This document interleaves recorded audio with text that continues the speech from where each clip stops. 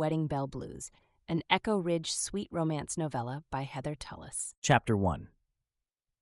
Scott wanted to pick up his computer and shove it out the nearby window. Not an uncommon feeling in the office that had never seemed so cramped and stifling until it had become his. He had always liked wood paneling and the second-story window that overlooked several corrals and one of his family's pastures. Now, though, it taunted him. A constant reminder that he was dealing with invoices in the temperature-controlled office of the family meat packaging plant, instead of building up a good sweat-pulling fence or hauling water to the cows. How did guys in high-rises ever manage to spend their entire lives in front of a computer? He growled and double-checked the order for Faye's Cafe, then printed it out so Lance could pull it for delivery the next day. What a beautiful day. Lance sauntered into the room, looking tan and happy after finishing the morning deliveries. Is there anything better than spring weather? Though it was a near thing, Scott managed not to growl again. Don't enjoy it too much. He passed over the invoices he had completed for the next day's deliveries, including the one he had just printed for Faye. You still have work to do. Speaking of, I'm going to cut out an hour early to take Janice out to visit the calves. She thinks they're adorable. How nice. Scott wasn't overly impressed with Lance's current girlfriend, but she was better than some of the women he had dated. When was the last time you went on a date? You seriously need to lighten up, bro. It had been over 6 months, but who was counting? What I need is to get away from this desk and out there. He gestured toward the window with his thumb. Come on, I know a great girl. Shauna's a doll, and she just broke up with her boyfriend, so she's especially desperate right now. Scott managed not to express his distaste for that idea by more than a frown. I'll start dating again when I feel like it. He was on hiatus at the moment. He never went out with anyone for more than a couple dates, at least not since Tara. He had ignored all the warning signs with his ex-girlfriend, and though he had dated quite a lot after that relationship had ended, more than he normally would have, as though he were trying to make a point that she hadn't flattened him with her rejection, he had gotten sick of it. He wanted someone special, not just someone to pass the time with. He tapped his toe against the ugly vinyl flooring his father had picked out when Scott had still been in elementary school. His mother had suggested that they replace it when Scott had been railroaded into taking over as company president so she and his father could travel more. Scott hadn't been able to see the point of hassling with renovating the office when they were saving for a new freezer. It wasn't like some paint and new flooring would make the place pleasant enough for him to stop wishing he was in the fields with the animals instead. And nothing was going to cancel out the funky, sweet smell of dead animals from the abattoir downstairs. He hardly noticed it after a few minutes anyway. Working in and above a slaughterhouse was probably not a life's dream for most people. He didn't actually mind the meat processing portion of the business, but the paperwork was about to drive him out of his mind. Scott needed a break. Right now. His attitude needed some serious adjusting. He stood. I think I'm going to check on the calves now that you mention it. I didn't manage to get out there yesterday. Fresh air would do him some good. Double date tonight? Lance asked as they walked down the stairs to the retail area of the business. Seriously, you have to get out of this place once in a while. I'm getting out. Dinner with Damon and Haley. They're getting down to the last month of wedding plans and apparently think it's time we all got together to discuss things. They're dragging her matron of honor into it too. The delectable Ashley. I saw her last fall. Too bad about the kids. Scott rolled his eyes and pushed through the door, calling back over his shoulder. I'll just be 20 minutes or so, Brenda. Lance, don't forget to pull tomorrow's orders before you go play. Lance could be so clueless sometimes. Ashley's divorce had only been final for a week or two, or so Damon had said when he and Scott met for lunch a few days earlier. Scott had seen pictures of her and knew she had moved back to town a while back after her marriage went up in flames. Damon had been very closed-mouthed about the cause of the divorce, and Scott hadn't asked, but regardless of the reason, he had no intention of dating someone who had been single for only a few weeks. Her kids didn't matter one way or the other in the equation at this point. Scott liked kids. He wanted kids. Someday. With the right person. He just wasn't in a hurry to settle down with the wrong person. He passed the 4 corrals of various sizes where farmers could unload stock they brought to be processed and pushed open the gate to the pasture and walked through. He covered the area, checking the pasture for weeds that needed to be removed, uneven wear, and spent a little time monitoring the young trees they had barricaded off from the cows while they grew enough to provide shade. The breeze blew warm and sweet, if you discounted the occasional smell of cow manure, which wasn't bad in the pasture anyway. It didn't take long for his irritation to die back and his head to clear once he started clearing weeds and making notes on his phone about work that needed to be done. Maybe it was time that he started clearing part of his day to get out of the office. He just wasn't sure how he would manage it without the paperwork getting too backed up. Chapter 2. Ashley hitched the fussing baby higher on her hip and felt the diaper bag slip off her shoulder. Holding in the groan that threatened to escape, she slipped into the small red brick office that had been sandwiched between 2 other buildings in the row. It was a tiny space, perfectly adequate for the needs of the architect and advertising guru who used the space, but seemed entirely too small when she had her fussy 1-year-old with her. "Come on, Zach. It's only 2 hours. Can't you try to cooperate for 2 hours?" She slid the diaper bag out of sight behind the desk. She could hear Damon talking to a client in his office. He tended to work through lunch so he could leave early to spend more time with his preteen daughter Maggie after she got out of school for the day.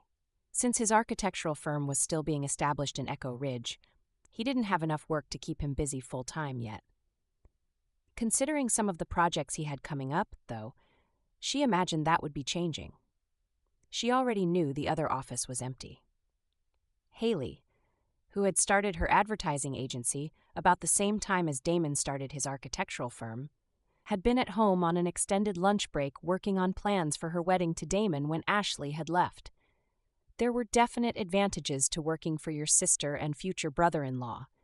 Being allowed to work only when her older son, Stockton, was in preschool, and bringing Zach along were 2 of them. She just wished Zach would finish teething and play quietly again like he had the previous week. It wasn't easy trying to act professional with baby drool. And was that spit up on her skirt? Ashley closed her eyes and wished she could start the day over again, or dial back the calendar to when she had nothing to worry about but getting the kids through the day. That wish lasted less than a second before she remembered that would have meant staying with her cheating ex-husband. She had no interest in doing that. Despite the aggravation of the day so far, being a single mom was still better than being with Joshua. The phone rang and Ashley put on her best receptionist voice. "Anderson Architecture and Advertising." Since Haley hadn't started her advertising business until after she and Damon became engaged, she had opted to simplify the name of the 2 businesses with the single last name. Since Damon was still on the phone, Ashley sent the client to his voicemail and then dug into the diaper bag for a wipe to clean up the edge of her skirt. How had she missed that when she put it on this morning? She had nearly finished her bachelor degree in business management when she had met Joshua, and though she hadn't needed to work during their marriage, she had finished her degree and taken over most of the family finances. She had thought she was dealing with all of them, until her attorney had uncovered his stash during the divorce. Joshua had been funneling 20% of his income into another account she hadn't known about, and used it to fund his, apparently, numerous affairs. But she wasn't going to think about that now. At least managing the family income and bills had kept her accounting skills limber, and heaven knew she had spent enough time going to social engagements with her husband to develop a company face. No longer having to go to those stuffy networking dinners had been a relief. It helped alleviate the self-doubt that had sneaked into her mind after finding out that she had never been enough for Joshua, not even when they had been newly married. Happy that Zach had finally settled down, Ashley looked at the list of to-dos in front of her, some left from the previous day, and some new ones that either Damon or Haley had added that morning. She started with the phone calls. Might as well take advantage of the silence while it lasted. When nap time finally claimed Zach, Ashley whispered a hallelujah and turned down the ringer on the phone in the hopes that it wouldn't disturb him. Damon appeared at his doorway a few minutes later. "Thanks for the file. I just emailed you a few invoices that need to be paid. Can you cut checks?" "Sure thing." Ashley finished the email response to someone asking about Haley's rates, and then turned to the forwarded invoices and entered it into Damon's QuickBooks program, printing the checks. She carried them back to his office for him to sign before she addressed and stamped envelopes to send them out in the mail the next day. "Is Maggie looking forward to dinner tonight?" Ashley asked when Damon came back into the reception area a few minutes later. "She always loves going to your house. Haley said the plumbing is nearly done." "Yes, by the time the wedding is over, the place will finally be ready to put on the market. I'll have to find an apartment soon." When she returned to town a few weeks earlier, she had moved into her grandmother's old home with Haley, but the house had been under renovation since Gran had gone into the nursing home the previous fall, and she knew she wouldn't be able to stay for long. At least staying at Gran's old place gave her a couple of months without having to pay rent to save up to get into a place of her own. There would be a little money coming from the divorce settlement, but Joshua had been putting up roadblocks. "Okay, I'm headed out. I have a meeting with a client, and then I'm picking up Maggie. We're making our secret family recipe for baked beans. You're going to love them." He pointed exaggeratedly toward her as he passed her desk. "I can't wait. Haley should be back before you have to leave to get Stockton. If not, just lock up and go." He waved before heading out. Ashley was so grateful that her sister found someone everyone in the family liked so well. He was so good to Haley, an astute businessman, kind, and a great father. Half the time, Ashley was just glad when Joshua actually showed up to get the kids for visits. Why was that bothering her so much today? Everything seemed to be getting to her, from the state of her nearly empty bank account to jealousy over her sister's happiness, even though she was glad that Haley had found Damon. Zach started to cry, announcing the end of his afternoon nap. She rubbed her hand over her face and turned to pick him up. His fussiness wasn't helped by her own lack of sleep. 20 minutes, and she would head out to get Stockton from preschool. She had to make potato salad for the barbecue tonight, but maybe she could take the kids to the park to play for a little while first. They could probably all use the sun and fresh air. Chapter 3. Scott parked in front of the old Victorian two-story house where Haley lived and thought that it looked a whole lot nicer now than it had the previous fall. He appreciated the difference a new roof and coat of white paint could make. The bright spring flowers and freshly mowed yard didn't hurt either. Damon's car was already there alongside Haley's and the white Acura that must belong to her sister. Scott grabbed the package of steaks and hot dogs he had brought from work and headed for the front door. As he got closer, he heard the sound of kids' feet running past the front door, and then the kid yelled something Scott couldn't understand. He pushed the doorbell, wondering if he should have just gone around back instead of venturing through the house. "Come in," a woman's voice called, and Scott pushed the door open partway, looking inside. There was a dining room to the right, and most of the noise seemed to be coming from the kitchen beyond it. "Hello," he called, stepping into the house. The voice hadn't sounded like Haley's, and he didn't want her sister to worry about some stranger coming into the house. "Come on back," she said. He crossed the hardwood floors, smelling something utterly fantastic coming from the kitchen. Cinnamon and yeast filled the air, growing stronger with every step. The kitchen had large, south-facing windows that had been opened to let in the sun and fresh air in the bright room. It also featured a lovely blonde, wearing a large splash of yellowish sauce on her white t-shirt. An empty bottle of mayonnaise lay on the floor, more of the yellowish concoction dribbling from the opening onto the puddle below it. A crawling baby raced for the puddle, but the woman managed to scoop him up before he could do too much damage. She had Haley's eyes and chin, but the rest of her heart-shaped face was entirely different.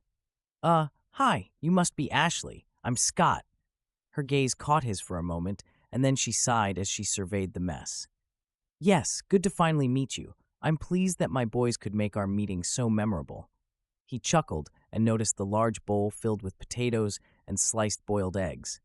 Looks like you've had a potato salad catastrophe. Can I help? No, I'm just going to go upstairs, change my shirt, and strangle my children. Beside her, there was a dark-haired little boy of about 4, who was also covered in sauce and wore an expression of abject sorrow. I'm sorry, Mommy. I didn't mean to do it. I was just chasing Zach. I know. She let out a sigh, glanced at the bowl, and shifted the toddler to her other hip when she wiggled to be let down. No way, kiddo. Off we go to get cleaned up. She looked at Scott. Allow me to introduce my 2 little monsters. This is Stockton, she said, placing a hand on the older boy's head. And the instigator of all destruction is Zach. I'm pleased to meet you all. Tell Haley we'll be back to deal with the destruction and finish the salad in a couple minutes. Okay. Scott watched her leave, appreciating the competent way she handled the boys and dealt with the frustration, and though she seemed embarrassed about meeting him like that, she had still kept her cool. Very impressive. And she was definitely not difficult to look at. He turned back and took in the kitchen again. No point risking the boys walking through the mess and spreading it around when they got changed. He grabbed some paper towels and mopped up the floor, wiped the counters and cupboard fronts with a dishcloth, and looked over the ingredients she still had sitting on the counter. Scott stuck his head out the back door into the yard where Haley was setting up the table while Damon manned the barbecue. Oh, yeah, the meat. Grabbing the package, Scott sauntered out to the backyard. Look who finally made it, Damon called. I've been here a few minutes, just helping Ashley deal with something in the kitchen. Speaking of which, is there another jar of mayo in there somewhere? He asked Haley. Her brows lifted. Yeah, you like mayo on your steaks? No, there was a little incident with the potato salad. I told Stockton to come outside to play. 13-year-old Maggie said piously. Looks like he needed more encouragement. He pulled the package of meat out of the bag and set it on the table by the barbecue for Scott to start laying on the grill. Yeah, there's another jar in the pantry, Haley said. I'll come in and make the sauce. I can do it. Just point me in the right direction. She told him which shelf to look on, and he went in and found the new jar, then dug until he found a couple more things. He looked at the ingredients again and found a bowl to start mixing sauce in. When Ashley came down the stairs nearly 10 minutes after she had gone up, Scott had just poured the sauce over the potatoes and eggs and was stirring everything together. Oh, you didn't have to do that. I could have managed. Ashley shifted from one foot to the other. I know, but I had a little time, so I figured I'd give you a hand. And you cleaned up? He suddenly wondered if she would feel like he was taking liberties in her home. He had helped out in the house before, but that had been prior to her moving in with her sister. I just wiped it from the floor. It could use a good mopping. It could always use a good mopping. I have a toddler. Zach has mad skills when it comes to crushing, dropping, and dripping food. Sometimes I swear he just has to look at food from across the room and it hops right onto the floor. Scott grinned, liking this woman more every minute. I hope you don't mind. I added a family twist to the sauce. What would that be? A family secret. So if I like it, I can't get your recipe? Nope, sorry. You have to be an Alexander for that. You'll have to figure it out on your own. She smiled. Well, thank you for helping out. It's been a crazy day. Tell me about it. Scott stuck the spoon into the salad and picked up the bowl. It'll be a little while before the meat is done. That's fine. Sitting in the shade and relaxing for a few minutes while the boys run sounds like heaven right now. Ashley herded her sons out the door ahead of her, and Scott closed the door behind them. The smoky smell of cooking steaks and bubbling hot dogs wafted toward them as they stepped down the porch to the grass. Scott had been over to have dinner with Haley, Damon, and Maggie before, but this was the first picnic-style meal. He breathed in the fresh May air, grateful that winter was in the past and summer stretched out ahead. He just needed to figure out how to spend more time outside this year than he managed the previous summer. "Are you sure you know what you're doing at that grill?" he asked Damon. "I could teach you a thing or two about grilling. I've got this. You just take it easy, and I'll show you how it's really done. I know you like your steaks practically burned. The rest of us don't need to eat charcoal, too. Hey, I can cook things to perfection, whatever your preferences may be." Scott came up beside Damon, and they bantered for a few more minutes while the meat finished cooking. Soon the meat came off the grill, and they all settled in for dinner. Haley talked wedding. Maggie enlightened them all on end-of-year plans she had with some friends, which Damon seemed to approve. Stockton discussed the mess a couple boys made while finger painting at preschool. Damon rounded out the discussion with an update on the house he was designing for a family across town. It all felt very home and hearthish to Scott, something he often missed now that his parents were traveling so much.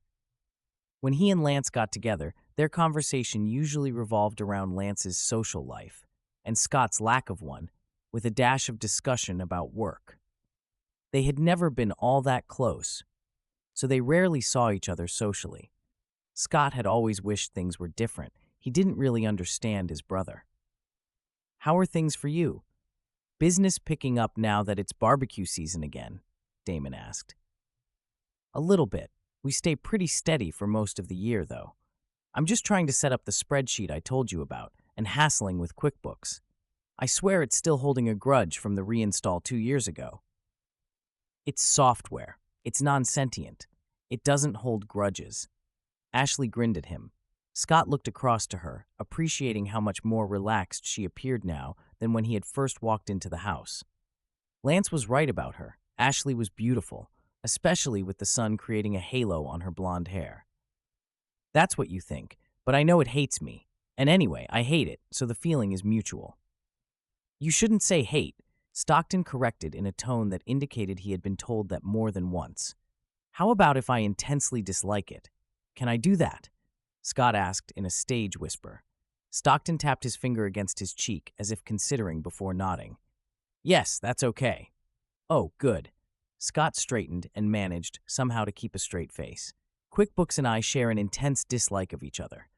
One might say that we are, in fact, mortal enemies." "So why are you in a job where you have to use it?" Ashley asked, glancing over as she wiped a smear of potato salad from her toddler's chin. "Just lucky, I guess. Or supremely unlucky. Scott was elected as the next company president by his father, which means he gets to be chief bean counter, among other things." Damon added another lake of barbecue sauce to the edge of his plate. "And you would rather be doing?" Ashley asked. "Almost anything. Ditch digging, pulling fence, castrating calves, assisting with births, mucking stalls, or being up to my waist in excrement when the septic system backed up and had to be cleared. I was in full rubber garb, and it was the grossest thing I've ever had to do. Still more pleasant than dealing with QuickBooks." Ashley laughed again. "Have you checked the computer for viruses lately? Because I promise, the program isn't that bad." "You want a job?" He threw that out without thinking about it. "Do you want 2 little kids running around your office screaming and banging on doors?"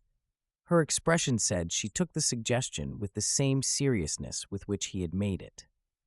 Now he thought about it. Why shouldn't he hire someone else to handle the books? The company could manage a little more overhead, especially since it would free him up for other work and save his sanity. "Sure, why not? My brother and I did plenty of that when we were their ages. The place is still standing, so it would be fine." Scott was warming to the idea. Ashley did work part-time for Damon doing his office work, right? She had to know what she was doing. "Wait, what?" He had her full attention now. "Why didn't I think of that?" Damon asked.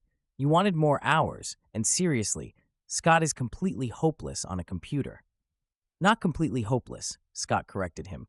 "I can check email and create invoices like a pro, or at least better than most 80-year-olds. "But in a professional environment, 2 kids, Ashley protested. If that was her only concern, Scott was going to shout hallelujah and hire her on the spot. "Look, the office where you would be working is back away from the public eye. There's space for the boys to play in the room, and you can bring some of their toys. Or maybe I can find the ones that Lance and I used to play with in there." Seriously, we were practically my dad's shadow for years on the ranch and in the meat processing plant. The furniture is old and sturdy, already well worn from use and abuse. And if I don't get some relief from office work soon, I'm going to go stark raving mad. Even a few hours per day for me to spend on the ranching end of things would make my life so much happier. Otherwise, I swear that computer is going through a window one of these days. Ashley's mouth opened as if she were going to object, but then it closed and she pursed her lips in consideration. How much is the pay? Scott had no clue what the going rate should be, but threw out an hourly amount that seemed fair to him. Apparently, the amount was acceptable. How about if we try it for a few days and see if it's going to work out? Ashley suggested. Then we can make a firm decision. I really could use more work, and it would be great if we could both solve our problems. Great. What time works best for you? Scott realized that she was right. There was always the chance that they wouldn't mesh, or she wouldn't be able to handle the work, or the smell that seemed to have permeated the walls and floors, even though they scrubbed the place from top to bottom after every batch of animals. They agreed to meet at 9 the next morning, and Scott felt something uncurl inside him. This could work. Great. Now that is settled. Haley cleared their empty paper plates to a nearby garbage can and passed out information about the wedding. Best man and matron of honor, we have some things to discuss. Scott exchanged looks with Damon, who went along with his future bride. They would talk nut and bolts in preparation for the wedding and be done in no time, Scott told himself. He glanced across at Ashley, who had Zach sitting on her lap and a pen in her hand taking notes. At least the view was nice. Chapter 4. Matron of Honor. As Ashley scribbled notes, she wasn't sure how she felt about that title anymore. After all, she wasn't married anymore, but she supposed the fact that she had been married made the title of Maid of Honor not exactly a perfect fit either. But matron, it made her feel old, used up, uninteresting, and definitely not the least attractive. Not that Haley intended for her to feel that way, but it brought home even stronger the fact that her ex-husband had found her every bit as unattractive as that term made her feel. Scott, of the flashing grin and impossibly blue eyes, had to be sitting there thinking of her as an old matron. Okay, so he was older than she was by at least 3 years, and every bit as hot as she remembered from high school. More even, since his muscles had grown in size from the somewhat scrawny guy she had remembered in high school, though he had been undoubtedly hot even then. She would be working with him. No, for him, which was altogether different. It slotted her back into the friendship zone along with the word matron. Ashley pushed the thought away and tried to focus on the conversation. Thankfully, the wedding would be a fairly simple one, but Haley was calling in the troops to make it work on a budget. 2 people starting new businesses at the same time apparently didn't have a ton of cash to burn. She dutifully took notes until her phone started to buzz on the tabletop. She glanced at the incoming call and nearly flipped it over to ignore it when she saw Joshua's name pop up, but Haley must have glanced as well. "What does he want?" she asked. Probably to set up a visit with the kids, or to find fault with the way she was doing things, even though she was now over 2 hours away from him and he couldn't look over her shoulder. Every eye was on her, so she decided she might as well answer. "Hello? Ashley, I need the kids on Saturday. Can you bring them?" Joshua's voice was clipped and impatient, as if she had interrupted his meeting. What?" She stood from the table and moved away. "You just had them last Saturday, and it's 2 more weeks until your regular visit." "I don't need them for the whole weekend. Just for a few hours on Saturday. Jessica and I decided to just go ahead and get married. We've been waiting long enough as it is." She crossed to the house, going inside so the kids wouldn't accidentally overhear her. "So you want me to give up my Saturday to run the kids out to you for a few hours for your wedding? On a weekend that isn't even your scheduled weekend? And I took them to you last time. This time was your turn to pick them up. Plus, it's not your weekend." Maybe if she stated that last fact another 2 or 3 times he would understand. "Look, I get it. The timing isn't perfect, but just try to be reasonable." Me? Try to be reasonable? It's Thursday night. Did it not occur to you that I might have things I need to get done on Saturday? And why didn't you schedule this for your regular weekend with the kids? Jessica's daughter will be with their father the following weekend, and they want to be there so badly. We can't make him change his plans. But you can make me change my plans. I see. Not that she actually had real plans, but that was beside the point. Try to be reasonable. You're always so dramatic. Ashley gritted her teeth. She wanted to throttle him. Letting out a long breath, she made herself think through the logistics and advantages versus disadvantages. She could make this work for her, right? Okay, here's the deal. You get them this weekend. I'll bring them out and drop them at the wedding for however long and go visit some friends. Who is going to be in charge of them while they are with you? I'm assuming you're going to be just a little busy getting married. Married. 3 weeks after their marriage was dissolved, and the jerk had the temerity to say they had waited long enough, as though she had been the one dragging her feet to finalize the paperwork instead of him. My mom, of course. You've already discussed this with her, and she's fine with riding herd on the boys all day? Of course. Then have her call me to verify the plans. But, and I'm serious about this, Joshua, you have to pick them up and bring them back for the next 2 visits, and this takes place of your regular visit next weekend. He huffed as if she were being unreasonable. Fine, you're always so demanding. I'll have my mother call you to arrange times. He hung up. Ashley wanted to throw the phone across the room. Instead, she turned and set it on the counter, looking up in time to see Scott trying to back out of the room. He stopped when he realized he'd been caught. Sorry, I didn't hear much, I promise. I just came in to bring the food in from the heat. Thanks. Ashley knew she didn't sound the least thankful. The last thing she needed was someone watching her break down, which she was on the verge of doing. How could she still let Joshua get to her? She had divorced him. The cheat. She had promised herself she was not going to give in to him, to let him dictate anything in her life. So what happened the first time he called and wanted a change to their visitation schedule? She totally caved. Ashley took a deep breath and blew it out. Sorry, thank you. He still ties me up in knots. It's a specialty of my ex's. They can be like that, or so I hear. Sorry. The utter sincerity in his voice allowed her to release some of the stress from her shoulders. It's not your fault. I'm the idiot who thought he was my white knight. Not that I need a white knight. I'm fine. Look at me with the 2 jobs and adorable, if slightly rowdy children. She had the sudden fear that maybe Scott would change his mind about the job offer after hearing the way she had spoken to Joshua on the phone. Had she come across too rude? Stockton let out a yell of satisfaction that would have impressed a Viking. Zach echoed him in delight. Scott grinned. Slightly might not be an accurate word, but otherwise, you've got that all right. Relief flooded over her that he didn't seem bothered by any of it, not even the more than slightly rowdy boys bellowing in the backyard. Ashley went around the counter and started filling the sink with hot, soapy water. Being the mom of boys can be interesting. I'm sure it can. When she reached for the food he had been carrying, he pulled them away. Let me give you a hand with the cleanup. Just point me in the direction of some plastic wrap. Ashley wanted to stop and stare. She couldn't remember a time when Joshua helped with the cleanup after meals if she didn't specifically ask him to. Even then, he did it with bad grace, as if he were doing her a tremendous favor. She really wasn't sure how to handle his offer. Okay, let me go check on my boys. The plastic wrap is in the drawer there, and you can find the lid for that bowl in the bottom drawer next to it.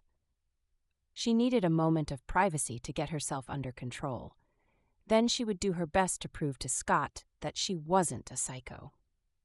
Chapter 5. Ashley had only been to Alexander Meats once before, many years earlier. The large barn-looking storefront and meat processing plant was surprisingly inviting, not like the butcher shops she had seen on TV. She slid out of the driver's seat, smoothing down the tan pencil skirt she had finally decided on that morning. Not knowing what was appropriate office attire in this situation had led her to business casual. She hoped she had gotten it right. She unstrapped the boys from their car seats, and, hitching Zach on her hip while taking Stockton's hand, she headed for the front door, nerves fluttering through her. Ashley entered the small room that was full of freezers that were packed with meat and recognized Brenda, a 40-something woman who had lived in Echo Ridge for decades, when she came into the main area from a back room. Ashley Ritchie, it's good to see you. It's Ashley Carter, technically. She had seriously considered changing her last name back to her maiden name, but had heard that could cause a big mess when her kids were in school if they had a different last name, so she hadn't made the change right away. She was still debating the idea. Scott said you'd be coming in to help out with some computer stuff. Come on, I'll take you up to his office. Brenda pushed open a door to the back hall, and Ashley followed her out of the retail space. They passed a door on the right with a large window where Ashley could see someone wrapping steaks on a stainless steel table, and a walk-in freezer door on the left marked customer pickups.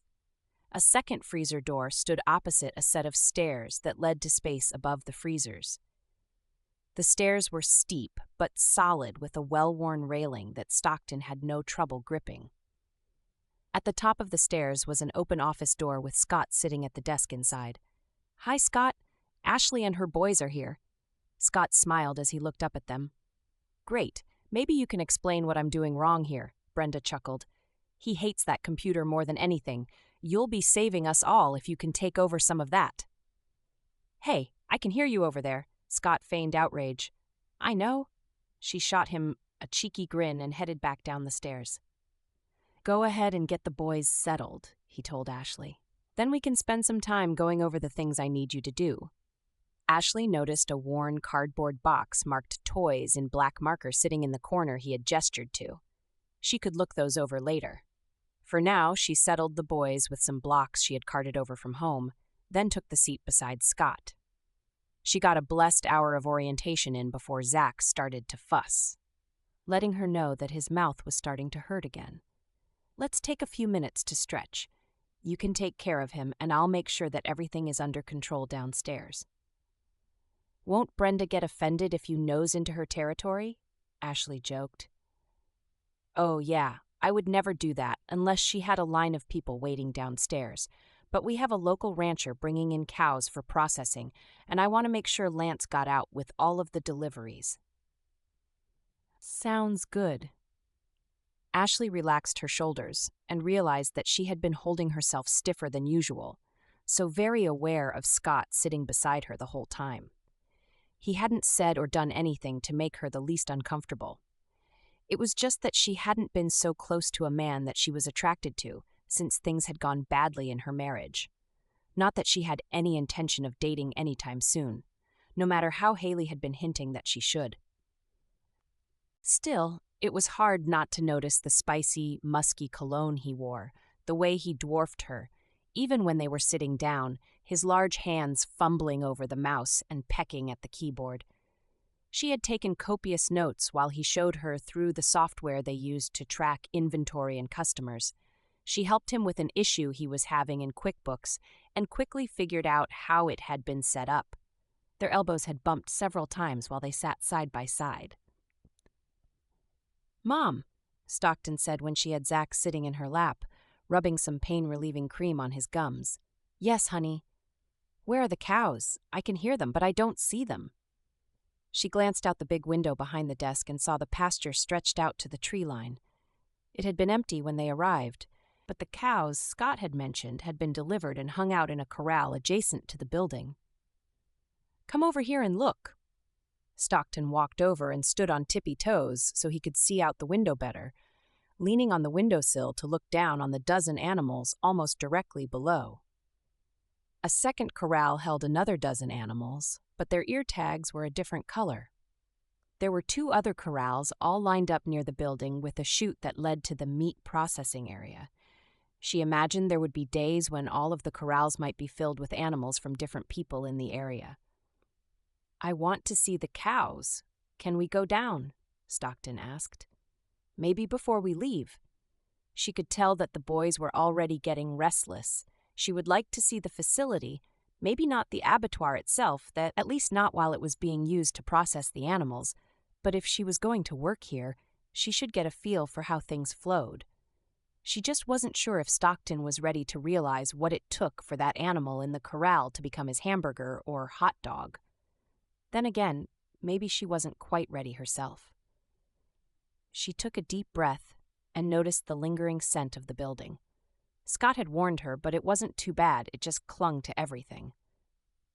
She wondered if she could at least make the office a little more pleasant smelling and decided to bring in her diffuser and some essential oils the next day. It wouldn't hurt to try. A new round of toys and a snack had the boys settled back down again when Scott came back up the stairs. He glanced at the two kids. They sure are well behaved. Some guardian angel is looking over us right now. Just wait until tomorrow or the next day when they're more comfortable and more bored. Are you still going to handle all of the bills and payroll? Oh, I hope not. Do you handle that for Damon and Haley? Ashley chuckled. They each hand me the bills that need to be paid for their accounts. I cut the checks and they sign them. They also download a copy of their bank entries for me to update QuickBooks. If you like, we can discuss bills, maybe on Mondays. And then I can print the checks up for you that you want paid that week, address and stamp the envelopes, and leave them for you to sign and mail. That way you have control over who, what, and when, and I'll just handle the paperwork portion. You know, if you decide that this is working for you and you want me to stay on. That sounds like a good plan. We can try that out on Monday and see how it goes. Ashley stayed another 45 minutes, long enough for a couple meat orders to come in, for her to create the invoices, and prepare the printouts for Lance or Brenda to pull the orders for the next day. What happens if you don't have enough of a particular cut in stock, like if they put in a bigger order than expected? She asked as she printed the invoices. All of our regulars know that anything wildly out of the ordinary needs to be placed at least 4 days in advance to give us time to prepare for it. Most of the orders you will deal with up here are from regular clients whose orders only change a little from week to week. Brenda deals mostly with smaller ones from walk-in customers. She skimmed over the online order form. It says turkey on here. Do you do turkeys? Yes, we have a nice-sized flock that we raise during the summer for Thanksgiving. Many of those are on pre-order, but we keep back 20% for unexpected losses during the summer or last-minute orders. The pre-orders allow us to pay for the pullets and feed for the summer without putting too much of a drain on our bank account, and the meat packing plant gives us a steady source of income throughout the year. Ashley was impressed with the way everything had been thought out and organized. She glanced at her watch. I need to get the kids home for lunch before I take Stockton to preschool. Thanks. It looks like this will be a fun challenge. And you haven't even seen my filing system yet. Just wait, there is so much more fun ahead of you. He chuckled, and then added, We do seem to work well together, and I'm sorry about the mess of filing I haven't gotten to. It's probably going to be a nightmare to organize. That's what I do. Of course, it was going to take her weeks to get everything straightened around up here if she only worked mornings. She would consider it job insurance, as long as everything else went okay. She was actually shocked that the boys had done so well. Zach had demanded to be held for half an hour, but he had sat mostly quiet for that time while she and Scott had worked. Maybe this was going to work out after all. Chapter 6. Ashley asked herself for the 50th time why she had agreed to bring the kids to Joshua's wedding instead of making someone from his family pick them up. It wasn't like Zach would remember anything anyway. She pulled to a stop in front of her former mother-in-law's home in a quiet but upscale neighborhood. Just talking to this woman to arrange the meeting had set her nerves on edge. After 2 hours of listening to Stockton complain and wondering if Zach had slept too much and would be a bear for the afternoon, Ashley was almost glad to hand them over for a little while. Tabitha came out of the front door, obviously having seen Ashley pull up. There are my adorable babies. Before Ashley could get Zach free from his seat, Tabitha was already helping Stockton out on the other side. These are your wedding clothes? Her voice held an edge that was obviously intended for Ashley. Of course not. I didn't want them to mess them up with snack or spit up on the way here. Ashley settled Zach on her hip. then went around to the passenger side and opened the front door.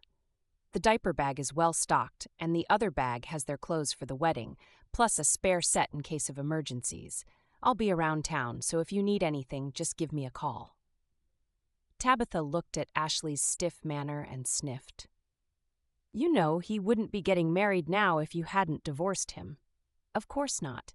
He would still be sleeping with her, but he would be trying to pretend he wasn't when he returned to my bed.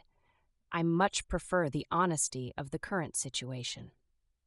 Ashley passed Zach to his grandma. Even though Tabitha had never really treated Ashley with the same warmth that she did some of the other in-laws, she had always doted on the boys and took excellent care of them, which made dealing with her now a little less difficult than it might have been otherwise. Back in my day, marriage meant something to people. I would never have divorced my husband. Ashley managed not to point out the double standard of expecting her to stay married to honor her commitment, but not expecting him to be faithful, and got back in her car. See you at 3. Tabitha was already leading the boys into the house and merely waved in her direction without comment. Good riddance. It was already after 10, so Ashley headed to the mall where she would be meeting friends for lunch and a movie. She could do some browsing while she waited. Alone time. No kids, no responsibility, no money to spend, but that was beside the point. She shifted the music from Disney selections to Debussy, allowing the slower tones and rich melody to help unknot some of the muscles that had tightened up on the drive over, and during her brief encounter with Tabitha. She had enjoyed living in Albany once, enjoyed the access to theater and musical performances, the shopping, and beautiful home. Once she had thought it was everything she wanted or needed, but it hadn't taken long after Stockton was born to realize that her marriage was lacking something. It had taken a couple of years before she realized that the lack hadn't been all on her side, despite Joshua's attempts to make her believe otherwise. She couldn't make it all better simply by trying harder, and that Joshua was less engaged than he had been from the first, and something between them was definitely wrong. A year ago, she realized he was seeing someone behind her back, and with that realization came the one that he probably had been for quite some time. Jessica, as it turned out. And she hadn't been the first. Learning about his secret cheater account had driven the stake a little further into her heart. Now she wondered if the earlier happiness in the marriage had all been artificial to begin with. Had he always felt this disregard for her that he hadn't begun to show until they had been married for a while? And how could his mother justify to herself excusing his infidelity while condemning Ashley for filing for divorce when he refused to change things? If the love she had thought that Joshua once felt for her hadn't been real, was the lack in him or in her? Was there something about her that wasn't good enough, like he had implied so many times? She doubted she would ever know. Chapter 7. Monday. Ashley was back at Scott's office. They met for a few minutes at the first of the day to discuss bills to be paid, and then he left her with his phone number in case of questions, and 6 months' worth of bank statements to see if she could straighten out the confusing mess in the bookkeeping software. Stockton played pretty well with the new toys they had found in the box in the corner, but Zach was fussy and demanding. Ashley spent most of the morning with him on her lap as she entered and corrected entries in the books, prepped and printed the checks, and processed incoming orders for delivery. Zach's fussing grew to epic proportions as Ashley was printing off the new orders. The copies had piled up on the printer and started to slide down to the floor as Ashley hurried over to collect them, Zach still on her hip, the only way to hold him back from all-out wails. She bumped a block, which knocked into the towers Stockton had been building, and it all came tumbling down, causing a preschool meltdown just as Scott walked through the door. Perfect. Sorry, things just kind of exploded in the last few minutes, she tried to explain over Stockton's cries. No problem. Scott hunched down next to Stockton. What happened, sport? She knocked over my tower. I worked on it forever. Oh man, I bet it was an accident. Scott looked up at Ashley. It was. I'm really sorry, Stockton. Was it possible to be more humiliated in front of her new boss? But it's broken now. Stockton's bottom lip hung out pathetically. How about if I help you rebuild it? Scott offered. Ashley paused and turned to study him and her son. Was he serious? He'd been good with the boys when he'd been over for dinner the other day, but that wasn't the same as playing with them here at work. Stockton took a moment to consider. Okay, though he looked a little wary at the offer. Relieved and deciding to see what happened, Ashley sorted the deliveries by area and added them to appropriate clipboards for Lance to grab when he pulled the meat for the next day's deliveries. She looked over to see Scott and Stockton working on the tower. It was already as high as before, maybe even taller, with room to grow.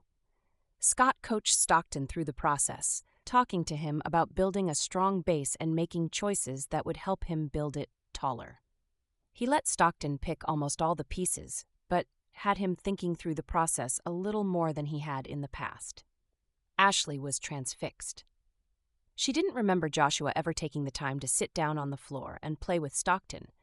She could see him playing basketball or tossing a football someday, when he was older. But he hadn't had a lot of use for his sons when they were so young.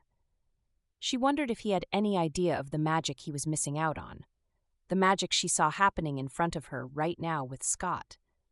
She wasn't sure how she felt about them developing a friendship. On one hand, it was great. On the other hand, she didn't want him getting too used to it, in case Scott's willingness to play fizzled after the first few days. As if feeling her attention on him, Scott looked her way. He's quite a little builder. He is. Having Zach sitting on my lap today has been good for him. Zach is all about knocking things over right now. Sometimes Stockton is good with building things tall so his brother can destroy it, but other times that's not his plan. Construction and destruction both have their appeal. How has your morning gone? Pretty good.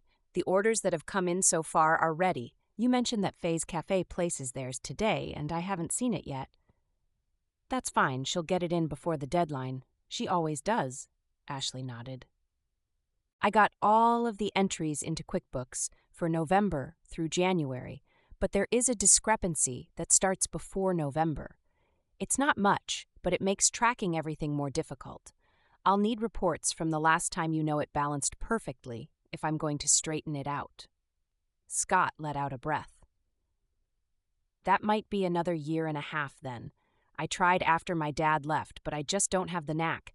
Seriously, I have no idea what my dad was thinking.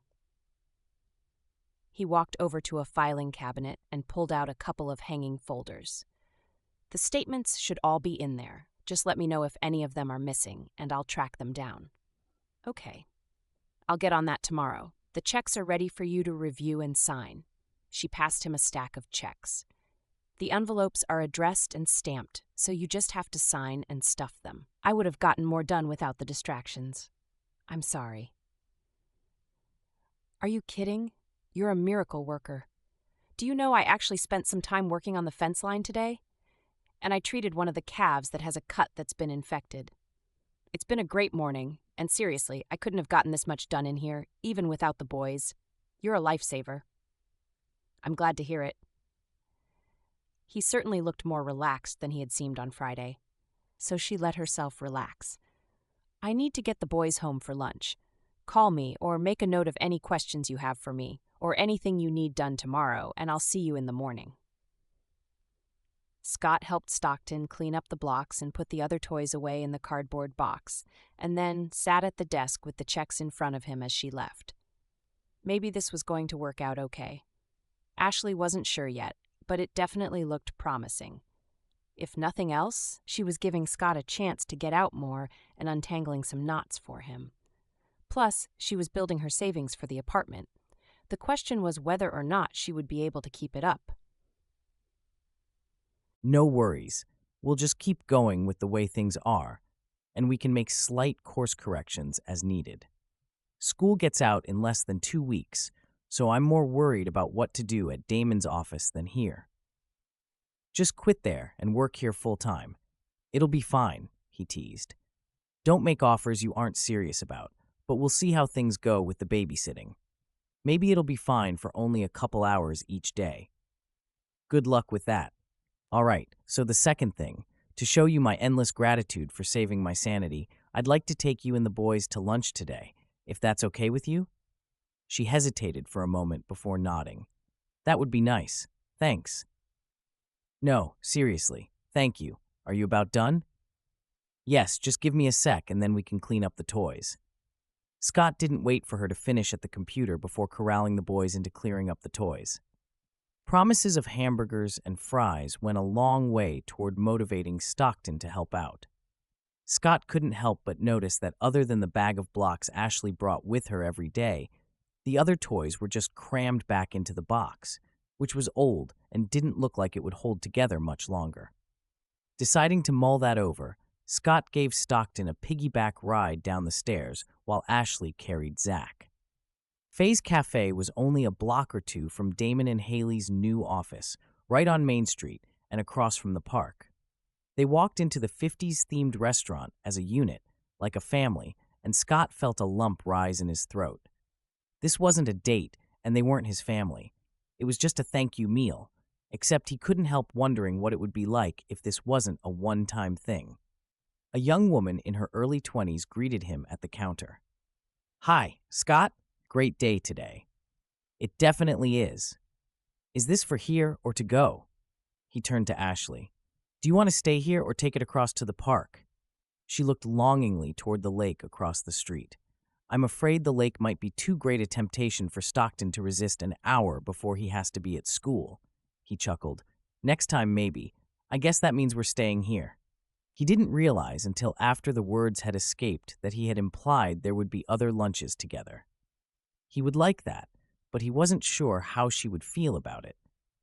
Since she didn't act like anything out of the ordinary had happened, though, Scott put it aside for now. They found a booth not too far from the jukebox, which was just as well since Stockton insisted on picking out a song, and Zach was enamored with the flashing lights on the outside, trying to push them while they were on, as if they were buttons. I had forgotten how much I love this place, Ashley said when they were settled with their order. I love that Faye fixed it up in the same style as her grandmother had it, just with a little more polish. Where did the pen and ink sketches come from? Ashley asked, studying the one that hung above their table. In it, a guy in a black leather jacket leaned against a jukebox, while a girl in a poodle skirt stood across from him with a flirtatious grin. Faye drew them. She's really good. The gallery down the street carries some of her paintings, too. Wow, that makes me feel like a slacker. She's so talented, and I'm just so blah. Scott had to disagree. Not only was she very talented on a computer, but her looks and sparkling personality never failed to brighten the room. Hello, woman who saved my life in the office. You are nothing like blah. That's nothing. It's just a little paperwork. It's absolutely not nothing. It's a really big deal. Proshley laughed. You have mad skills in the office, which I totally don't. That's not a small thing. It's a big thing. And you're a great mother. Ashley laughed. Really? You don't see all of the 100 mistakes I make every day? No, I see all the love you give them, every day. Every parent makes mistakes because they're human. The biggest mistake, though, is not letting the kids know that you love them, and your boys definitely know that. Tears welled in her eyes, and she cleared her throat a couple times. Thanks. Her voice was little more than a whisper. I needed to hear that. You're welcome. Their eyes met, and Scott wanted very much to lean over the table and kiss her right then. Even if the boys hadn't been there, he knew it was too soon. Her divorce was only a few weeks old, and they barely knew each other. It didn't seem like that, though. In some ways, it almost felt like he'd known her forever. There would be another chance if things continued as they were going, so he could be patient for now. Chapter 9. That night, Ashley leaned back against the sofa with Haley. The kids were in bed and, as far as she knew, asleep. Their bowls of ice cream were nothing but a few drippings in the bottom, and despite the fact that it was only 8:30 p.m., she could already feel the exhaustion beating at her. What a week. I thought things were going well at Alexander's. Oh, it is. Great, in fact. But even though I'm really enjoying it, it's also wearing. It's been a long time since I had to use that much brain power and juggle kids at the same time. I think Zach is finally finished teething, though, so maybe next week will get better. You can always dream. Ashley half-heartedly bumped her fist against her sister's leg. Thanks for the pep talk. You're welcome. Anytime. So, you had lunch with Scott? Ashley paused for a moment before responding. She hadn't mentioned it. As if guessing at the reason for Ashley's pause, Haley explained, Stockton blabbed. He likes Scott. What's not to like? He's smart, funny, sexy, good with the kids, a hard worker, appreciative, gorgeous, sweet, muscular. Ashley trailed off, realizing Haley was going to jump on what had become a rather long list. Sexy and gorgeous, huh? I'm sure those are qualities that endear him to Stockton. Whatever. Ashley nudged her sister with her elbow, not opening her eyes. It felt so decadent lying there in an ice cream coma with no children tugging on her or climbing on her or whining about something his brother had supposedly done. Her cheeks heated as she realized that she had been harboring a crush, and her sister now knew it. Hey, I agree. He's all those things and more. So are you going to date him again? It wasn't a date. It was a work. Thank you, and included the boys. Did he invite you? Pay for the meals? Flirt or give you longing glances across the table? Haley ticked them off on her fingers. Ashley closed her eyes again, refusing to answer, as she remembered that moment when she actually felt his gaze on her lips and had wondered what it would have been like to kiss him. Ha! I knew it. I knew you would make a great couple. Seriously, he's such a great guy, and how perfect for the best man and maid of honor to be dating at the wedding? Matron of honor. It's a respectable and stodgy position to be filled by women who have lost their sweet innocence and their figures in childbirth. Thanks, by the way, for the constant reminder that I'm past my prime. Haley sat up and turned to Ashley. Oh my heck, that's so not true. Well, except for the respectable part, but there's nothing wrong with that quality. You are so not stodgy and you have a great figure. My waist practically disappeared after the second pregnancy. Haley reached over and pinched Ashley's waist. Nope, still there. Hey, hands off. I used to be so much thinner. When I look at body type charts, I now have to look at the column styles because my shape is blah. Not that I'm a blimp or anything, but Joshua used to make comments about how I would never fit in my wedding dress again because my waist was gone. And you should see my stretch marks. On second thought, no one should ever see my stretch marks. I may never put on another swimming suit. Joshua is a first-rate idiot. Yes, Ashley nodded decisively. But he wasn't wrong about my waist. I tried working out after Stockton and had just gotten my girlish figure back when I got pregnant again, and there it went. I don't know if I could exercise it back into place, but I don't think I care enough to put in that kind of work. It's one thing to be healthy and another to be obsessive. Very true. Besides, your figure is nice. You may have a little more around the middle. I'm not saying you do, mind you, just that it's possible. I haven't studied your wedding photos that closely. I bet you went up a cup size too. Haley. What? I'm just saying, Mother Nature compensates in other ways. Ashley giggled. You'd be right about the cup size, but still, I miss my hourglass figure. A moment of silence fell, and Ashley appreciated how comfortable they could be together. Damon and I aren't going to wait to have a family. Maybe a few months, so we can get settled and make sure Maggie is comfortable with things, but then we want a baby right off. I'm not exactly getting younger. That's great. I wondered, but I wasn't going to ask. People are always so nosy, thinking they have a right to ask the most personal questions. If you and Scott get married, would you want more kids? Questions like that. Ashley huffed, but she wasn't offended. She considered the question that she hadn't allowed herself to think about before now.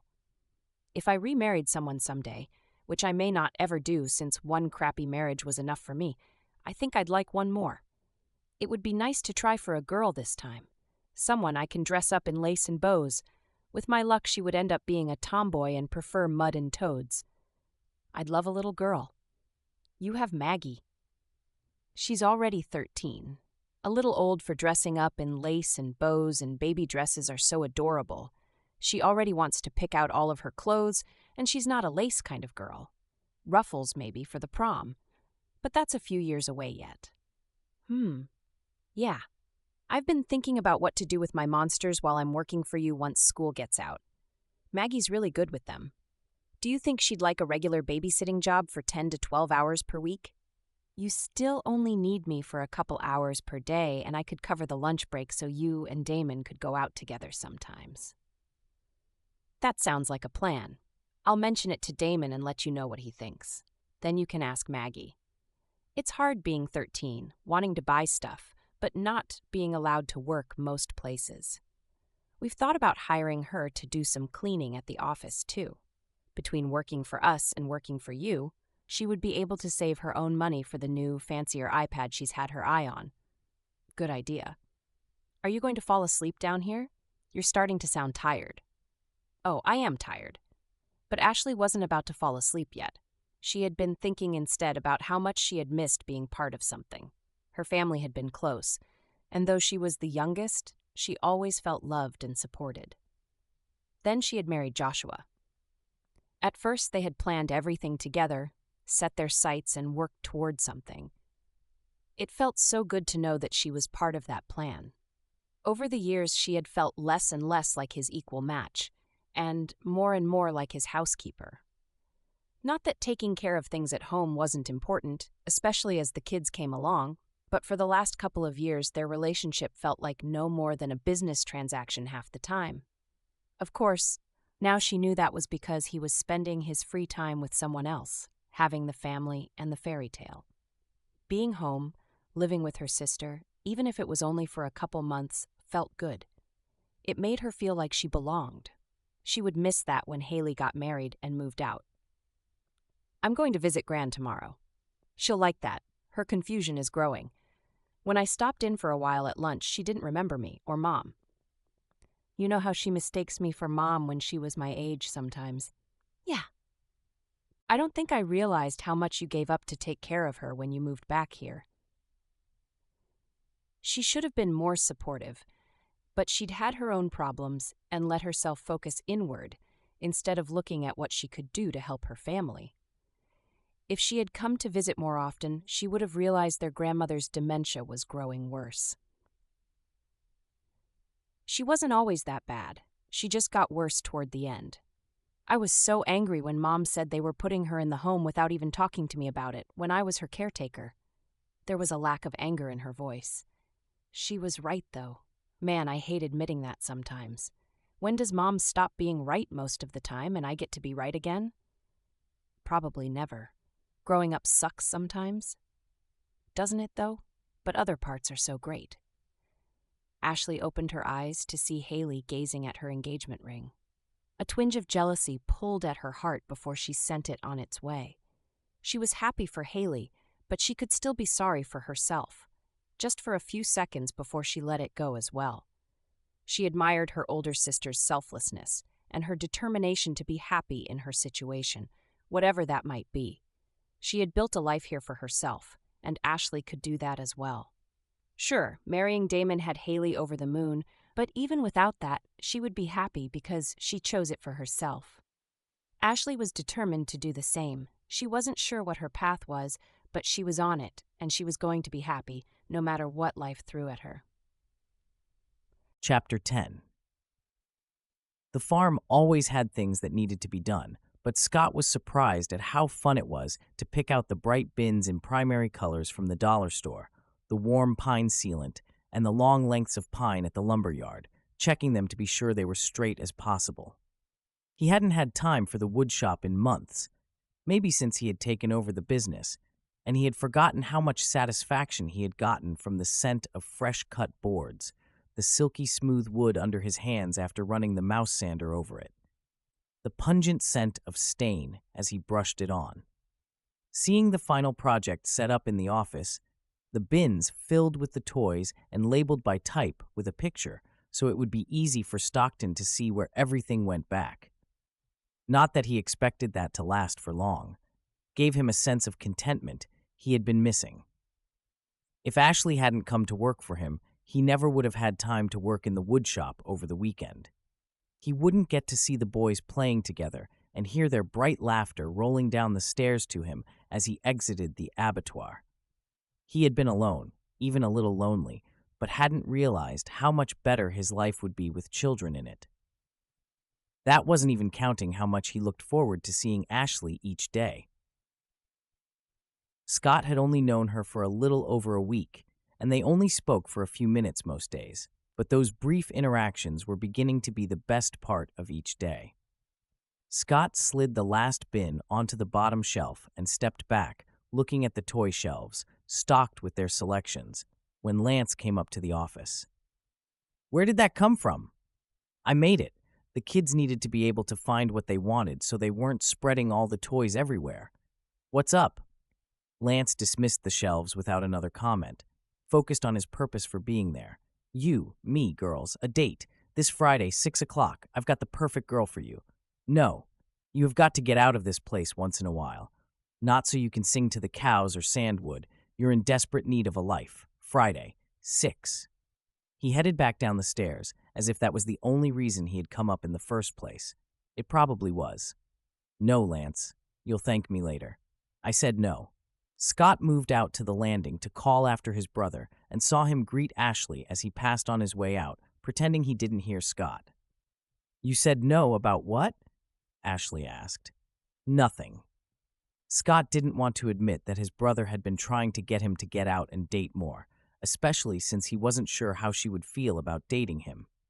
Their lunch on Friday had been fun, and he'd like to do it again. Often. But he didn't want to push. Where was the line when he was her boss? It's just an ongoing argument. She gave him a funny look, but passed by him, moving into the office, then stopped short in the doorway. "Cool." Stockton saw the toys and ran over to them, tugging out bins partway to look inside them. "This is awesome." Ashley looked back at Scott. Where did that come from? Now that she was here, he felt self-conscious, so he stuffed his hands into his pockets. "I have this incredible office manager taking a lot of work and stress off my hands, so I had a little extra time to play this weekend." Her mouth hung slightly open, her expression confused, surprised, impressed. Maybe, he hoped. She walked over to the new shelves and ran her hand along the smooth wood and checked out the bins. She set down Zach in the diaper bag nearby, then turned back to him again. Feeling conspicuous, Scott shoved his hands in his back pockets. "It's not a big deal. You made that. For my boys." "Well, yeah, I thought it made more sense than jumbling it all together in a big box. It didn't take very long, and it was fun. I haven't had time to do any woodworking for a long time. I really enjoyed it." Was she happy about it, or did she think he was a creep? It was hard to read her expression. "Thank you. It's been a long time since anyone else has taken any real time to do something for the boys. Someone who wasn't expecting anything out of it." Was that what she thought he was doing? Hoping to earn points with her by doing something for the boys? Scott tried to figure out how to explain without sounding like a total moron. "I didn't do it because I wanted something from you." She stopped him with a touch on his arm. "I know, Scott. Thank you.